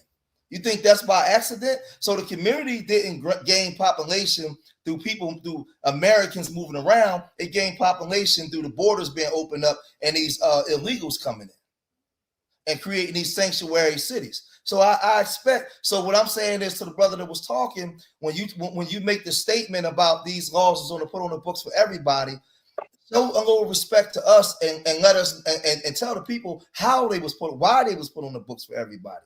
Who was getting their heads kicked in for other groups to come in? When the A. Philip Randolph was creating the black middle class through the Pullman Porters, we got a whole story that come into play. So when an immigrant come in, he's not connected to our story. He come here to make money. I'm not mad at him. He come here to do what he need to do for his group. But the minute we start doing what we got to do for our group, we got our own people talking about, oh man, this place is going to be crazy. No, if you are illegal and you came here illegally, you had a baby, no, none of y'all are citizens. And that's the way it's supposed to be. I here. If you go all the way back to 1866, we already know what that amendment was for, right? It was overturning the Dred Scott case, another foundational Black American. We know the stories behind that. So nah, man, like listen, the problem Diners is our grandparents and great-grandparents and great-great-grandparents had a big heart. And we loved everybody. We opened up our arms to everybody, right? We opened up our arms so much that we allowed other groups that wasn't born here on this soil to come here and even be a leader amongst our group. And now when they come here, y'all piss in our face and act like y'all don't know our history and our story. And when we say, hey, we want to do something for ourselves, all of a sudden we divisive. We can never go do that in your country. There would never be a foundational Black American go to Jamaica and become a Marcus Garvey or a Shirley Chisholm, but y'all can come here and do it. Y'all came here and do it because we was always all-inclusive. That's our history. That's our story. So when y'all speak on this, put some damn respect on our name. Go ahead, Tarka. Yeah, let me ask the brother that's just speaking. What do you think about those crackers that Trump invited here from South Africa? How is the law going to apply to them? Do you think the law would be allowed to apply to them? I'm going to be 100% honest with you. As a foundational Black American, knowing the white man in this country, that's irrelevant to me. They do what they want to do. They always done what they want to do. We did what we had to do in order to push the line forward. For everything that we got, we fought and bled for. So that's, as an immigrant, asking me that, I'm telling you as a Black American, that's irrelevant to me because the white man is always who he's always been, and he's going to always be that. So everything we got here, we fought for it. I don't understand your answer. Of course you don't. I'm gonna say it again. Yeah, I don't understand the answer either. It doesn't make sense. I'm gonna say it to you one more time, because I'm gonna say it I'm gonna say it again.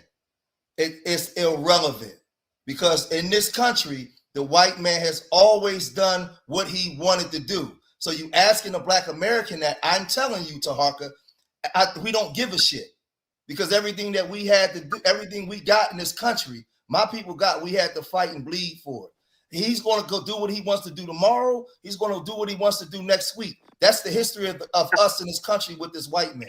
So when it comes down to a white man, you don't have no problem with that. When it comes down to a Black man, then you have a problem, right? No. Again, so that's why that's your answer. I'm confused. I'm going to say it again. No, you're the one who's confused, bro. You're the one confused. You're the one who's confused. No more answer. I asked you about a law. Y'all talking stupid. Like, but this is what I'm saying when talking to y'all immigrants. You're not doing nothing, bro. You're talking pure bull fucking shit. Well, whatever, pure man. bullshit. But that's my point. You're talking pure bull. I asked you about a law. I asked you about a law. I'm just dealing with a law. Yes. You're talking about the white man could do what the fuck you want to do. That's some bullshit cop out shit. You're copping out. Tell me when you're copping out, bro. You're copping out, bro. Listen, you just saying shit that don't you make are sense. copping out, bro. You are copping out, bro. Make sense you're copping to your out. Claim. Make sense to your claim. I'm listening. I'm all ears. I'm gonna shut up and listen to you. You are an American citizen. He gives you a question about the law. About the law. Hold on, CD. Hold on, CD. First of all, bro, the organization that was in New York was 99% African American. right? 99% African American. All right. And if they listen to your bullshit right now, they would not agree with you. You see what I'm saying? They would not agree with you. Now I ask you, what do you think? What do you think as far as the law goes? Right, about the crackers that Trump is bringing over here. You see what I'm saying? And you came back with me as the white man could do what they want to do. That means you're a fucking pussy to the white man. So let me answer your question. What was the difference between what Trump did than the Democrats opening up the border and allowing all these illegals to come in? Bro, fuck the Democrats. I'm not talking about the Democrats. Wait a minute. I shut up and let you go. But you haven't answered his question. You haven't answered his question. Give me another question. I'm answering this question. Again. You haven't answered his question. Then you give me another question. Bro, you cut me off while I'm talking to him. You sound just like a black South African. No, wait a minute, Harker. No, we talking. Wait a minute. You said about what Trump did when he brought those South Africans over, right? You're saying he broke the law, right? Basically, he brought these illegals over. That's what you're saying, right? I'm not saying he broke the law. I'm saying what's going to happen now. I'm saying now, what's going to happen? If the shit get passed, does this apply to the crackers that have kids here? And your answer is, oh, the white man going to do what the white man do. No, that's some pussy talk to me, bro. No, wait, no, that's not what you said, Tarka. That's exactly what I said. But wait a minute. No, your question when you first started, you asked about the white people that Trump brought over. Now you pushing the goalpost back. You didn't say that. I said that. No, you didn't. You said the white people that Trump brought over. He said the law. He definitely said that. I listened to it. Wait a minute. I'm talking to him. I said the law, bro. I said the law. Right. But I answered the question based off of what you said when you first started. And I'm gonna say this again. With your two things, because you're asking two different questions now. No, I'm not. Yes, but go ahead. Go ahead, bro. I'm not, but go ahead. You asking two different questions. Bro, listen, bro. I'm a student. I'm a student of Dr. Clark, son. I'm a student of Dr. Clark. Okay. That means what? What do you mean that means what? That means I know what the fuck I'm talking about. We all are. But okay. I know I met him personally. That's what I'm telling you. Okay. And that means what? That means what do you mean that means you're talking to an intelligent person? You're talking to an intelligent person that knows what the hell is going on. Hold on. Let me give Tarka his time because I got Miss Ivy on here. She's on her Boulay Obama phone because she keeps dropping off. I just want to know because the question you said, Tarka, was that when you first asked the first question that you asked, you said about Trump bringing those white people over That's what you said. I responded. How is the law going to apply to them? Right. And my response was he's doing the same thing. I don't disagree with that part. What I'm telling you is we watch the Democrats do the same thing and then create sanctuary cities. My response is these people do what they want to do. Both parties been doing it. You said the white man gonna do what the white man gonna do, bro. This is what that's what you said. Hey, guys, I gotta read these super chats. We just gotta move on. 76ers X7S, thank you for $5 holla. Black folks vibe with anarchy, which is why we fight for what feels chaotic and lawless, kind of like Bane from Batman. All right. Summer None, Heather Batty, thank you for $2 holla. George Macon has a Cuban mom. Answer the question. Charcoal Black, thank you for $19.99 holla. Black tell us how we look. It doesn't tell us who we are. The Black American makes no distinction between African and the white. They are the same. All right, Charcoal, you got a minute. I got to pass it to Ms. Ivy. Okay, but my ending argument is this bullshit that we're arguing about right now is so irrelevant in this moment. This entire world is about to flip upside down, and we shouldn't be dealing with bullshit like this. You see what I'm saying? Everybody better be prepared. Okay? And in my argument. Okay. Go ahead, Ms. Ivy. Unmute yourself. Oh, unmute her. Go ahead, Ms. Ivy. Ms. Ivy. See, Ms. Ivy in the hills of LA with the boule on her Obama phone. Come on, Ms. Ivy. Dennis, can I give one sentence before Oh, you come come up. on, Miss Ivy. No, hold on one second. Come on, Miss Ivy. Come on. You can't be up in Baldwin Hills, Miss Ivy. You can't be up there in Baldwin Hills on your Obama phone, Miss Ivy. Come on now. Okay, she muted. All right, go ahead, CD. Could you imagine Tanganyika if all these white people that Trump brought from South Africa, could you imagine if these were black Africans, Would have how never happened. African American would be outraged about that? They will Hmm. go all crazy over it too. But for the fact that this is the white people that he brought, and now here is American citizen who claim self-proclaim or patriotic American citizen saying, I don't care as long as it's a white people. But then you But have a problem with black but people but but coming here, but, right? but guess what, That's the CD? sad part. Yeah. If you go on YouTube right now, do Right. you know a lot of white people, American white, are fighting against them?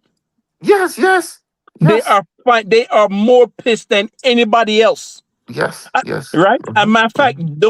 those are some of the reasons they're leaving and going back to South Africa. South Africa, yeah. You see what I'm saying? Yeah. These Let me white ask y'all a people are question then. trolling them like crazy. Based All off right, y'all guy, Yeah. guy, guy, guy, understanding, hold on, guy. We got Miss Ivy back. Miss Ivy, you there? Yeah, can you hear me? We hear you now. I guess you It's got into kind a of little. windy where I'm at, but I just want to I know say you could that you on top of the hill in Baldwin Hills. So no, it's a no, I'm delay. not. So we I'm know. not. I'm We know it's not. windy. Go ahead. But I'm just saying is that, when you're in California, it's a totally different issue. So Mhm. when you live in a border state, you're dealing with different things. And I have seen a total detriment and destruction to the Black community due to open door policies or open border policies. They don't care. Um, it's just we have not benefited from it. You have people that come in who are extremely racist toward blacks on every level, Hmm. and we have been completely pushed out of the state of California. So whatever happens, it happens. I do not want our history erased, because if you know anything about American history, you know that the 14th Amendment was to get rid of the Dred Scott laws that were in place. I watched them at the Supreme Court, going back and forth, and I just felt like, wow, our history is totally been erased. So Hmm. whatever happens, happens. They barely even mention any of the things that were going on historically at that time. That 14th Amendment was to address the Black or African American community at that time, and I just don't see anything positive because I am in California with open borders. I see nothing but drugs. Um, the cartels control Hmm. California, the violence, the destruction. If you drive through these major cities, they don't even look like California anymore. And And Miss that Ivy, is, Miss Ivy, yes, what's Karen Bass doing? I did not vote for. First of all, I don't live in Los Angeles. I did not vote and would Not for not And, vote for her. Miss But I Ivy, don't live in Los Angeles. Miss Ivy, let me tell you something funny. So when Trump had ICE go to what's the park in LA? I know the one Uh, the one downtown. the one downtown. Oh, come on. Yeah, What's the damn park? Like I used to live down the street from that park. yeah. And Karen Bass goes out there putting on this fake scene and crying like, "Oh my God!" And they're It was they're horrible. they're they're they're coming here to this park. I'm like, ain't It's nothing but MacArthur Park. MacArthur MacArthur Park. Park, MacArthur Park. I'm like, it's nothing but bums, drug dealers, and Exactly. nobody brings their kids to MacArthur Park. Mexican cartel. If you get in one of those Cartel, boats, they'll drown you and kill because you. remember Yeah, a few years back, the 18th Street Gang or whatever it is, they killed the black kid over at that exactly. park. And damn, Yes, Karen yes. Bass is out there at her best acting job talking about, oh my God, they're just terrorizing the people here at MacArthur Yeah, Park. I'm like, nobody go to, it's nothing but dope, drugs, correct. illegals, and gangs at MacArthur Park. Ain't nobody going to that Yes, damn and the park. Go ahead. majority of the gangs in Los Angeles are Mexican or El Salvadorian descent. Um, and remember, they killed that poor black young man. He was at Los Angeles High School. His mother was in the military. They shot him down like a dog due to gang initiations. So, listen. I cannot cry for anybody. Black American community need to get themselves together. Hey, Diners. What is that, Diners? I don't know, but it wasn't the 18th Street gang. It was what's the other gang from El Salvador? Oh, you talking MS-13? MS-13. It was MS-13. Yeah, they here heavy. Yeah. They over here heavy. Yeah, So it's like, yeah. you know, and so when you're under siege in these border states, I just can't look at it like people, you know, because I've seen the gang violence, I've seen the death, I've seen the destruction. If you drive through parts of LA, it doesn't even look like the United States. I have never seen anything like this in my life. And I'm trying to find where I can maybe relocate, you know, when I retire, because I don't even know what to do. So I just can't cry, and whatever happens, happens. You know, you know. But I appreciate it, Dinus. Thank you. But who is responsible for that? Can I give you a question? Who's The responsible for Democrats? what? Who's responsible for what? For bringing all these people. Both parties are responsible because they wanted cheap labor. Because I'm also a part of the labor movement. So I don't feel like going there. I do that on a professional level. So I'm also a part, you know, been a part of the labor union and one of the biggest unions in the United States in the past.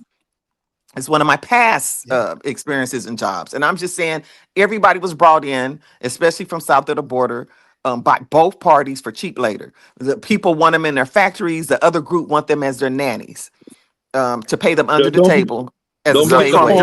Trump Jeffrey, one of the South American president that was a drug dealer, right? So if he's doing that, then you know who should be responsible? They both should be. I personally feel that they should have sent the Abraham Lincoln down on the coast of Baja California and sent some missiles right into Mexico to get rid of the cartels. That is my personal opinion, that we should be dealing with the cartels in this hemisphere and not over in Iran. But the thing is, like Venezuela right now, they got the interior minister and the defense minister.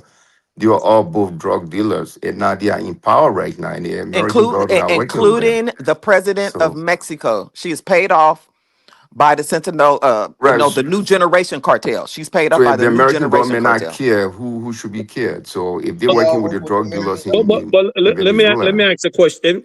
People are accusing everybody else of bringing in drugs. So let me ask a question. In the 1960s, 70s, who brought in drugs from South America and what's the other place? Cambodia, all those places over there, Vietnam or what? Who brought those drugs in? CIA did it. Americans. Yeah, your boy, Frank, out of King. What was the movie? Yeah, I know the movie. Yeah, that's all. The bottom line is the government brought it in. Yeah, the government, the government brought it. Who empty all those guns in black communities? The government, the CIA, the same group. That's what they did. All this stuff. Okay.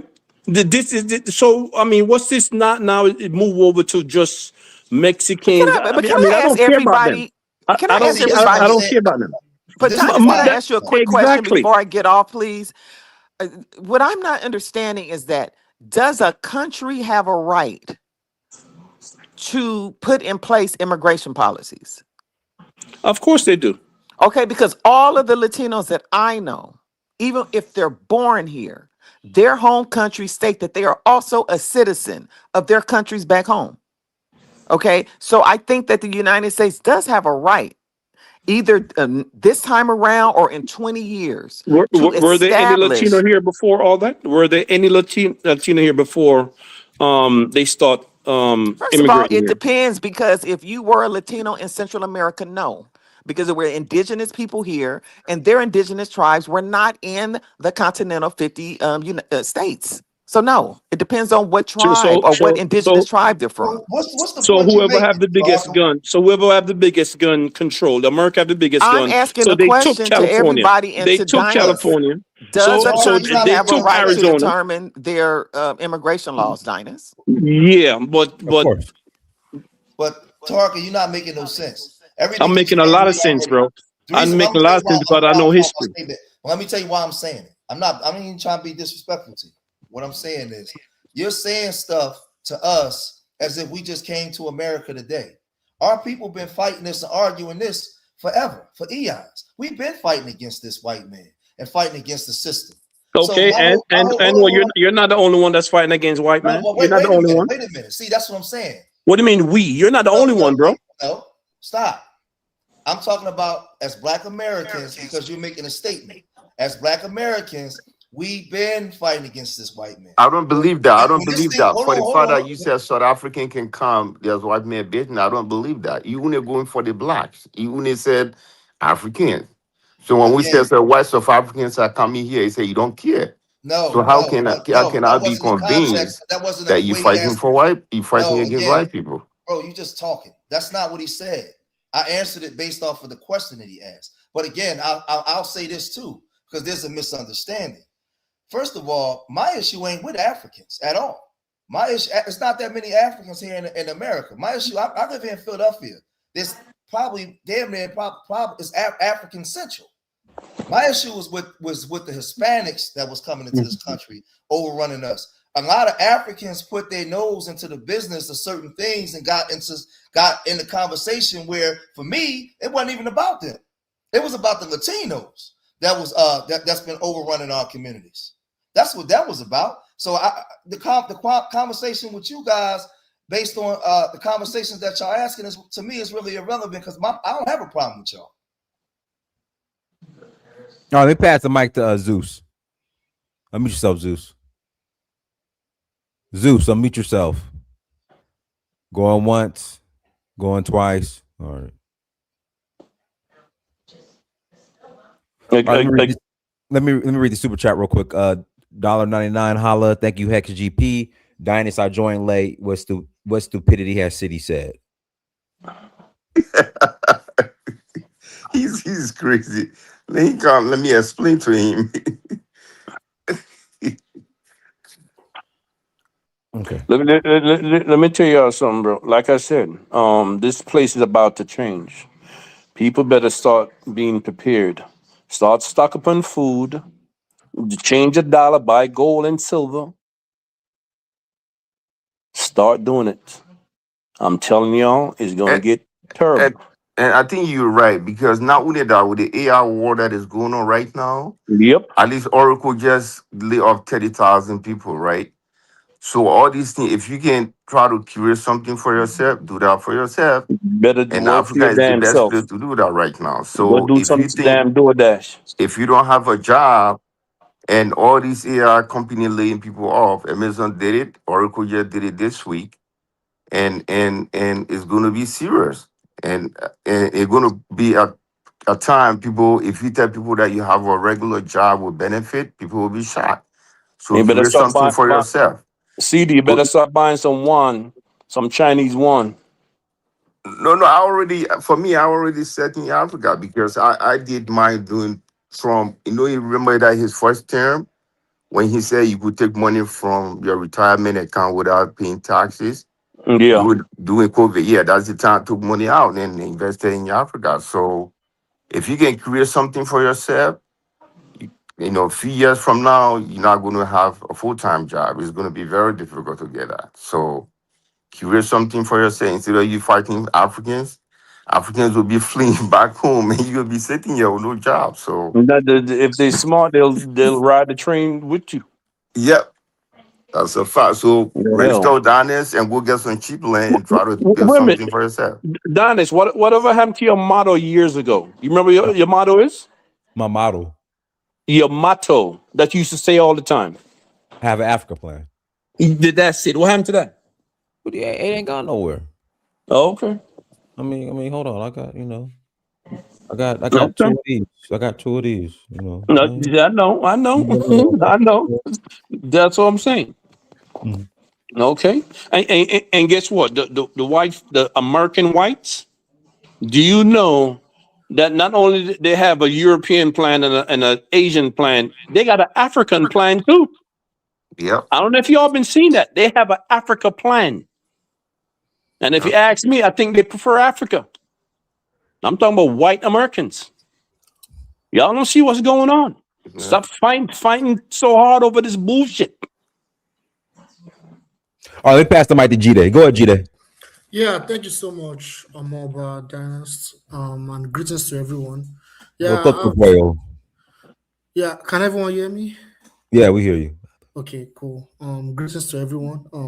Yeah, like it's a very, very sensitive topic. I'm actually I'm an immigrant, but I'm gonna try to tread carefully so that nobody will come for my head. But it's a very sensitive topic, and I know there was someone that was a little bit emotional, and that emotion was valid. That a lot of people, a lot of Asians and Latinos, and some people are also blaming even we Africans with that, even their cousins, that we are coming over, coming over this country and taking the benefits that they fought for, and we are spitting on their face, right? I see where that's coming from, but for like we need to understand the idea that African Americans actually fought for equality for people of color in this country as part of the civil rights movement struggle is valid, but we need to understand the historical context. You know, the Malcolm X, the leaders of the civil rights, Malcolm X and Martin Luther King, right? Like we need to understand the context that during that time was during the Cold War, and it was also during the period of the anti-colonial struggle. And Malcolm X ensured that the struggle of Black Americans needed to be international. As a result of that, he had to collaborate with countries from other parts of the world, and he realized the most likely people that countries or entities that would accept him and unite with him politically, since they have shared history and shared ancestry. We're Africans. That was why he organized to form the Pan African Organization with a lot of African leaders at that time, and they formed the non-aligned movement with some Asian countries because, like I said, the oppression of Black people coincided with the anti-colonial struggle in many parts of Africa, and it also coincided with the anti-colonial struggle to some extent in Asia. Particularly if you look at Vietnam, the war in Vietnam was already brewing. So Malcolm X played a strategy that this our struggle as African Americans. Yes, there's oppression on us by the white man on us, but they're also doing it to other people, and we need to unite with other people. Other people need to hear our voice. That was probably one of the major reasons why he was assassinated. So the point I'm going towards is that spearheaded the reason why when it comes to this the civil rights struggle, the end goal of integration, even though it was also equality of Black people, right? Equality, social justice for Black people, but it also coincided with let's also like bring in other people from other parts of the world because of what I just said earlier. Also, we need to understand dynamics of migration. If you look at the 19th century and the 20th century, majority of people that were coming to this country were white people, were Europeans. They were fighting each other like animals, right? They were fighting each other. They were running to this place. Italians, Germans, I mean, we know them, right? But if you look at that period of the civil rights movement, like I mentioned earlier, at that time, the percentage of Europeans that were moving here significantly declined because European countries, economically, they were booming. They were prosperous, right? Their standard of living was really, really high. So there was no point for them to move over, right? Even though they're the majority in the US. Now, during the Cold War, which, like I said, I'm connecting it together. During the Cold War, during that time, which was also the civil rights struggle period too. During the Cold War, America's foreign policy has always been aggressive, but America's foreign policy was aggressive on Latin America up until now, obviously. But if you look at that time, someone mentioned about what the CIA did with drugs. Drugs was a key part of the Cold War, of what they used to destabilize a lot of these countries, like Afghanistan, like Colombia, all these countries, right? Like Nicaragua, I can go on and on, right?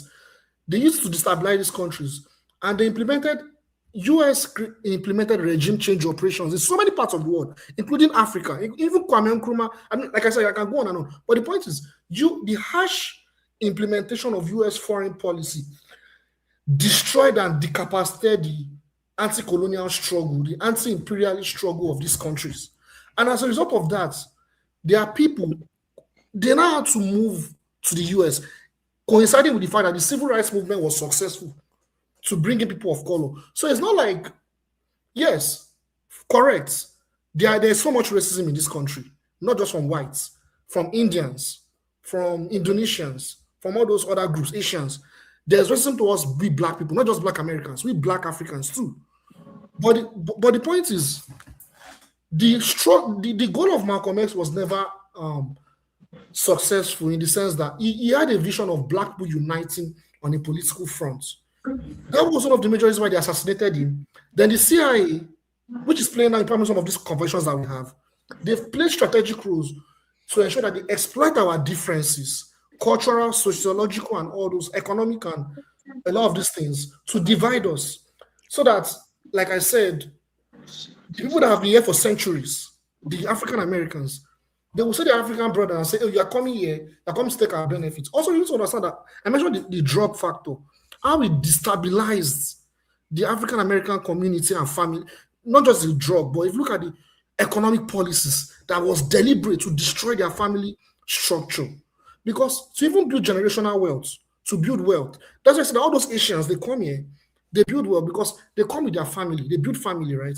But if they made deliberate efforts to destroy black people, the family structure and their economic structure and their communities, destroy them so that even on a basic level. All right, 30 seconds, brother. I got to pass the mic to Black Truth. Let me summarize. Yeah, it's too long and complicated. But the point I'm making is, I'm going to suggest that I'm referring to my cousins now. We need to tread carefully when we blame other groups, because other groups are also suffering from the U.S. imperial policies that is even making them to come to their countries. And I also think it is more advisable for us to have that African ancestral consciousness, Pan-African consciousness, that the leaders of African Americans like Malcolm X have envisaged, because through that, we'll be able to solve all these menaces that we're talking about. I'll stop there. You have 10 seconds. Thank you. All right, Black Truth. Go ahead, Black Truth. Black Truth. Black Truth. All right, going once, going twice. That's Obama phone. The Obama phone. Yeah, y'all got to stop calling it on these Obama phones. CD said there was no Pan-Africanism. That's what CD said the other day. What's that? You said there was no Pan-Africanism the other day. Who? CD said that. That what? You said that there's no Pan-Africanism in Africa. No, I didn't say that. I didn't say that. You didn't say that. You and the brother. Remember yesterday? Not yesterday. No. I said Ghana. I said Ghana. Oh, okay, in Ghana. I'm not going to classify all countries to be there. Okay, you said in Ghana. I got you. Yeah, I said Ghana. Yeah. All right, guys. Let me pass the mic to B Willow. Unmute yourself. B Willow. Unmute yourself. Can I be heard? I hear you loud and clear. Go ahead. Yeah. I was just saying that going back to what the last brother was saying, I think that the Pan-Africanism is definitely a great thing to have an Africa plan for Black Americans.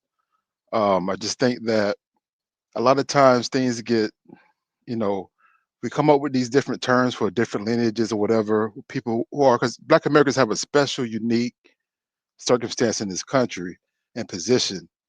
And a lot of times when you're trying to find yourself and find strength, you have to come up with different terms in our situation to try to put it all together and to make sense of a lot of things. And it seems like a lot of people who are in the diaspora are kind of upset with that,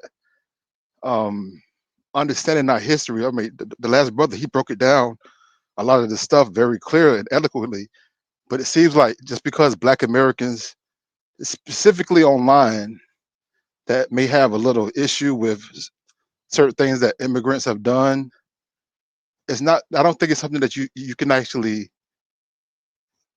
broaden that out to the whole lineage of Black Americans. Everybody doesn't think like that, like the people on Twitter or whatever. That's just something that people like to conflate and use to denigrate people. And there's got to be more understanding of our position here in this country and why some of the things are happening the way it's happening, because we go through a lot of phases and turmoil in this country.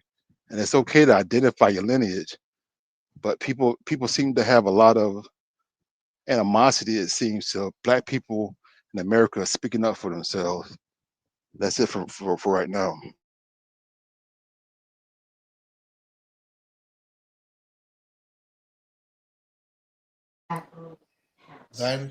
Yeah, Yeah, go me ahead. personally, I have no problem with African Americans speaking up for themselves. I've been here so long. I consider myself African American. I don't care what anybody say. And like I said before, the organization that I've been in was 99% African American. They taught me so much as far as history and other things like that. Right? So I have no problem with it. This new group that's formed that they call themselves FBA. They're like out of left field. They're coming out of. All right? And they need to stop. I'm telling you, they're worrying about the wrong goddamn things. People are moving on a different plane, on a different level, right?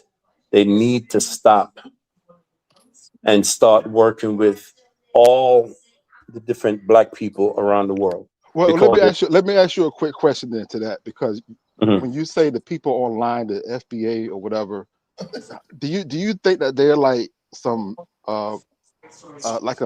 like a government plan or something like that, or something to disperse Bo- the it- diaspora or it- something like that? I'm not going to say this, but it's starting to feel that way. And I'm dead serious because the African Americans I grew up with, they have none of this type of thinking at all. At all. Their kids have none of this type of thinking at all. So this thing is weird as hell, bro. Can And I respond to that? And I'm gonna tell you, Taharka, I grew good. up. I'm one of those African Americans you're talking about. But this Okay. is the issue. This is the issue, Taharka. I grew up with Africans, Caribbean people, everything, right? The problem that you have is Black Americans is a lineage of people. So everybody don't agree. You got Black conservatives that are foundational Black Americans. You got Black Democrats. I mean, they everywhere.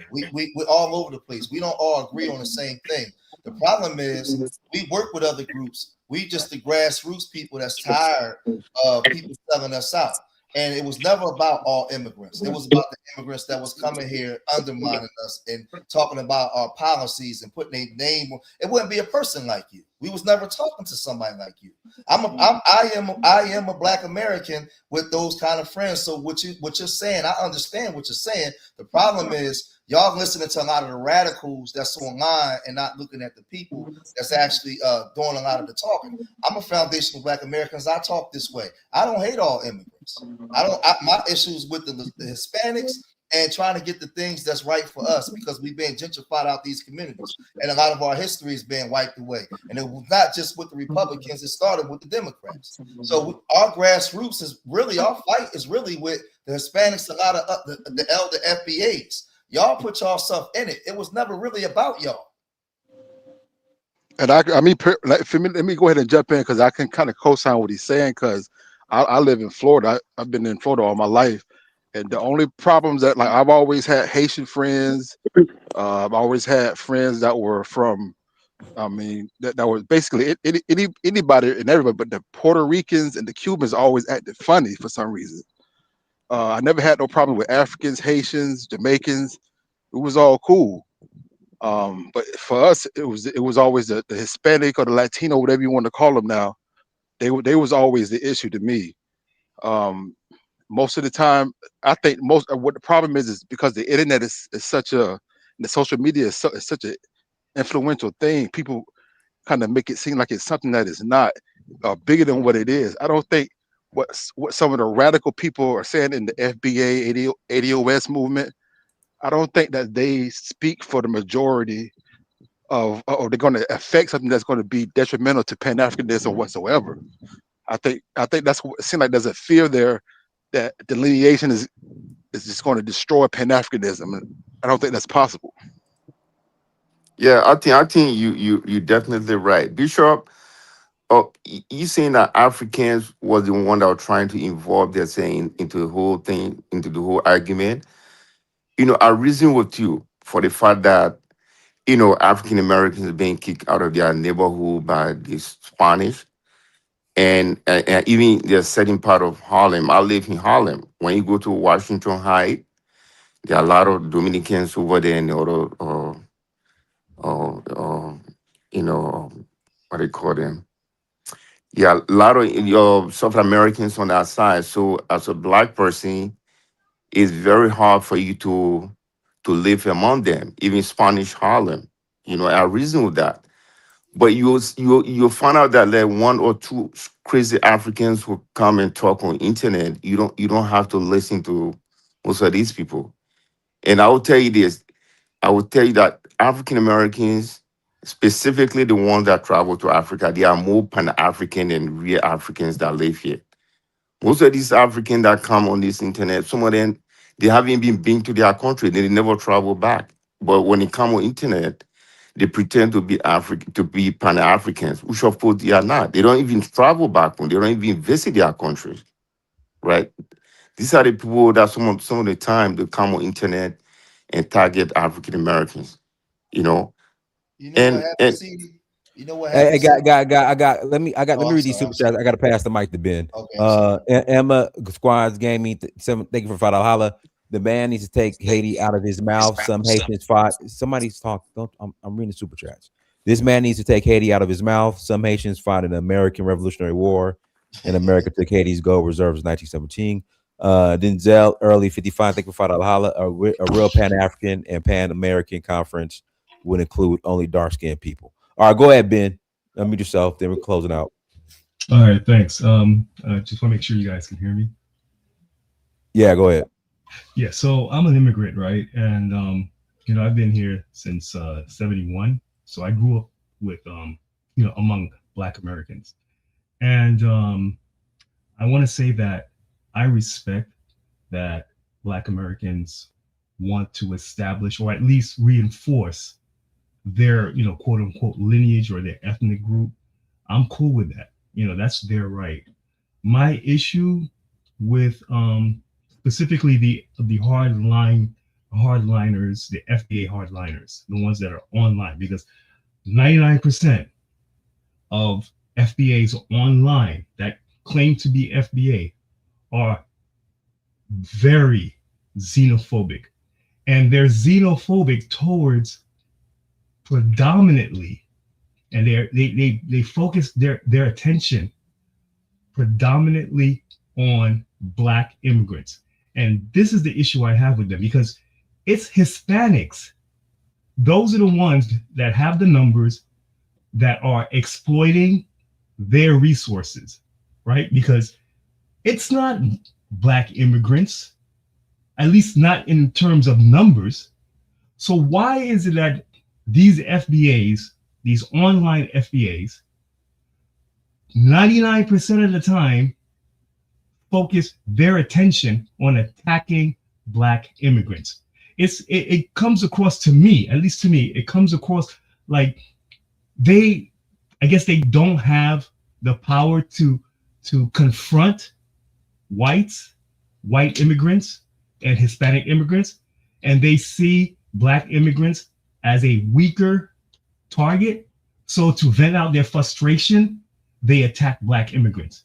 And that's my issue with FBAs. I don't have a problem with FBAs delineating. I think that they should have done this a long time ago. Honestly, they should have done this a long time ago. I think, this whole race identity thing is what screwed them up, because up until recently, until they now are, delineating and with the ethnicity, they were identifying as race. And then so when you have the Black immigrants come from Africa, where in Africa, there is no, Pan-Africanism. It's identity. It's I'm Nigerian, and even within Nigeria, you have a whole lot of different ethnicities. They don't recognize all of them as one racial group. It's Black Americans that had this Pan-African vision, which screwed them up. And I'm with them on correcting that. But what's with all of this vitriol for Black immigrants as opposed to Hispanics? You just answered it, Ben. You answered it. Brother Ben, you answered it. You answered your question. I'll tell you how. We was practicing Pan-Africanism and opening up our arms and loving on everybody. And in the last 40 to 30 years, we start seeing people that look like us come here and build communities separate from us. They had names for us the same way we had names for y'all. The issue we got is some of the stuff you're saying is true, but the problem we have with you guys is y'all not honest in the things that y'all say about us and how y'all separate from us. Like what I'm saying to Ben is we have like a real dialogue to fix the problem, right? Y'all don't see it. Y'all don't see nothing from y'all side. Y'all make it seem like we just some rogue maniacs just acting crazy. No, this anger came from somewhere. We've been fighting against the white man, but we was hurt when remember in the 80s, you've been here since 71. We had the black medallions with the fists in the air. Everything was about Africa and the Pan-Africanism, and we wasn't getting the same love back.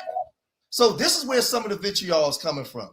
Right. I get that because I did witness that. You know, coming up, you know, in the U.S. in the 70s and 80s, I did see that, especially with the Africans. Caribbeans, it wasn't as much, but with the Africans, and I will admit, for Haitians, because I'm Haitian, right? In what cities would you say African immigrants were disrespecting African Americans? Because we mostly stay in a few large cities, and there might be some back and forth little words going on across both people. I don't think overall African Americans spend their time thinking about what some African immigrants are saying to them. In the 80s, we did. In the 80s, we did. Hold on. Let me land. So what's the numbers of Africans in the US in the 80s? Because I don't listen to what I'm telling you, because sometimes y'all act like y'all don't hear us. Listen to what I'm telling you.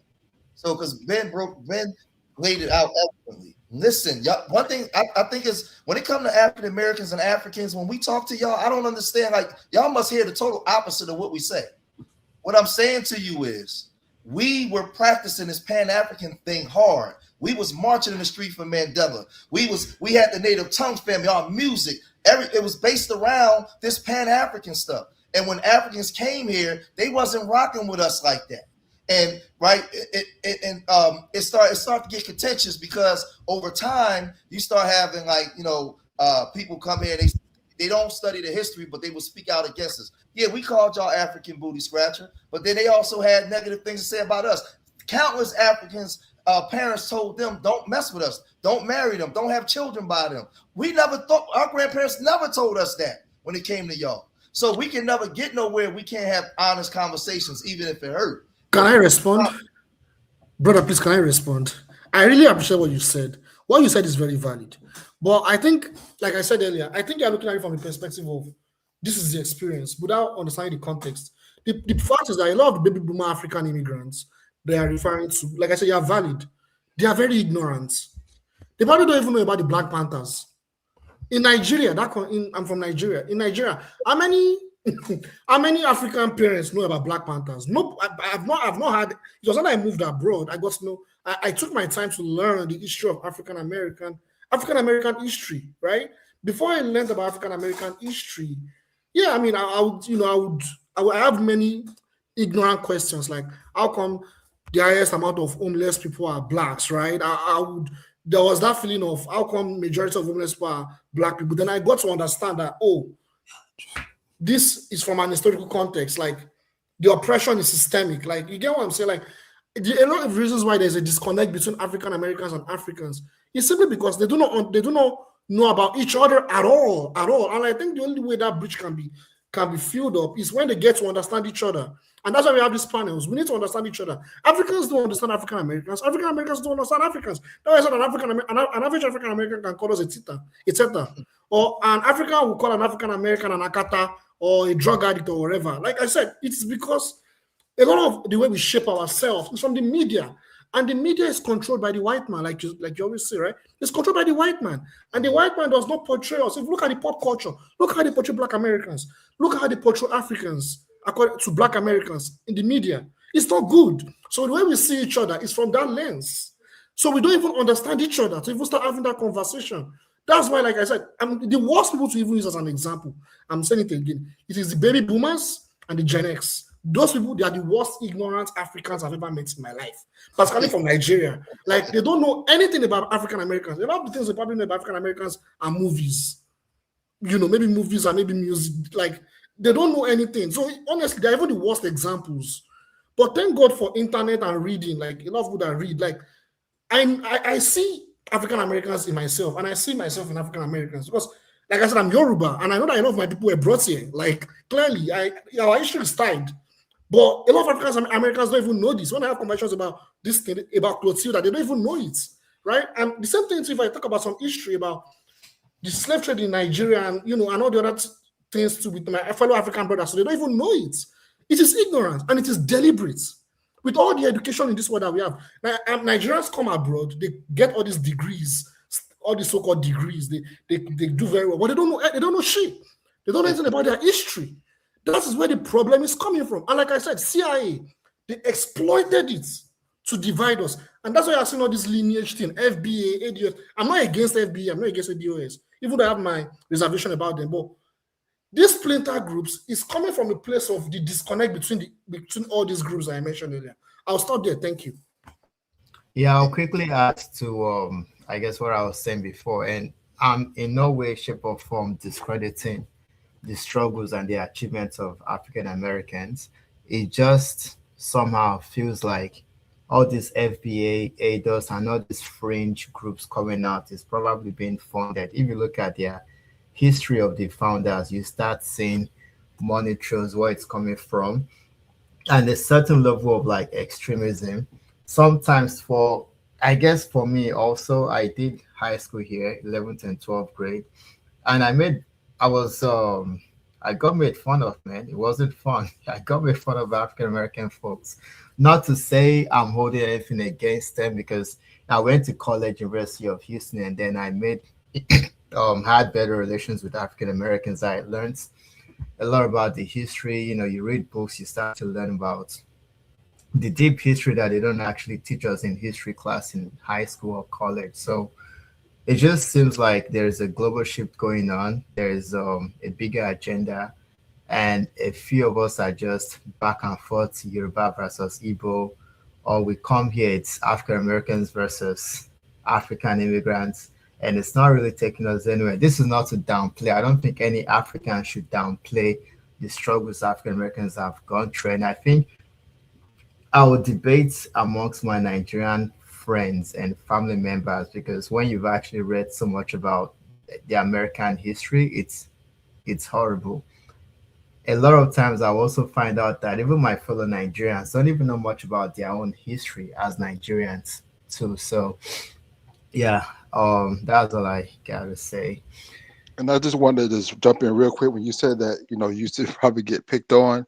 African American culture is really a lot of dozens and going back and forth, and I understand that now. Back then, I was new in the country, so you can't. Right. It wasn't personal. That's kind of how we build bonds with each other. Yeah, that was us bringing you in. That was us bringing you in, because everything we called you, we called each other.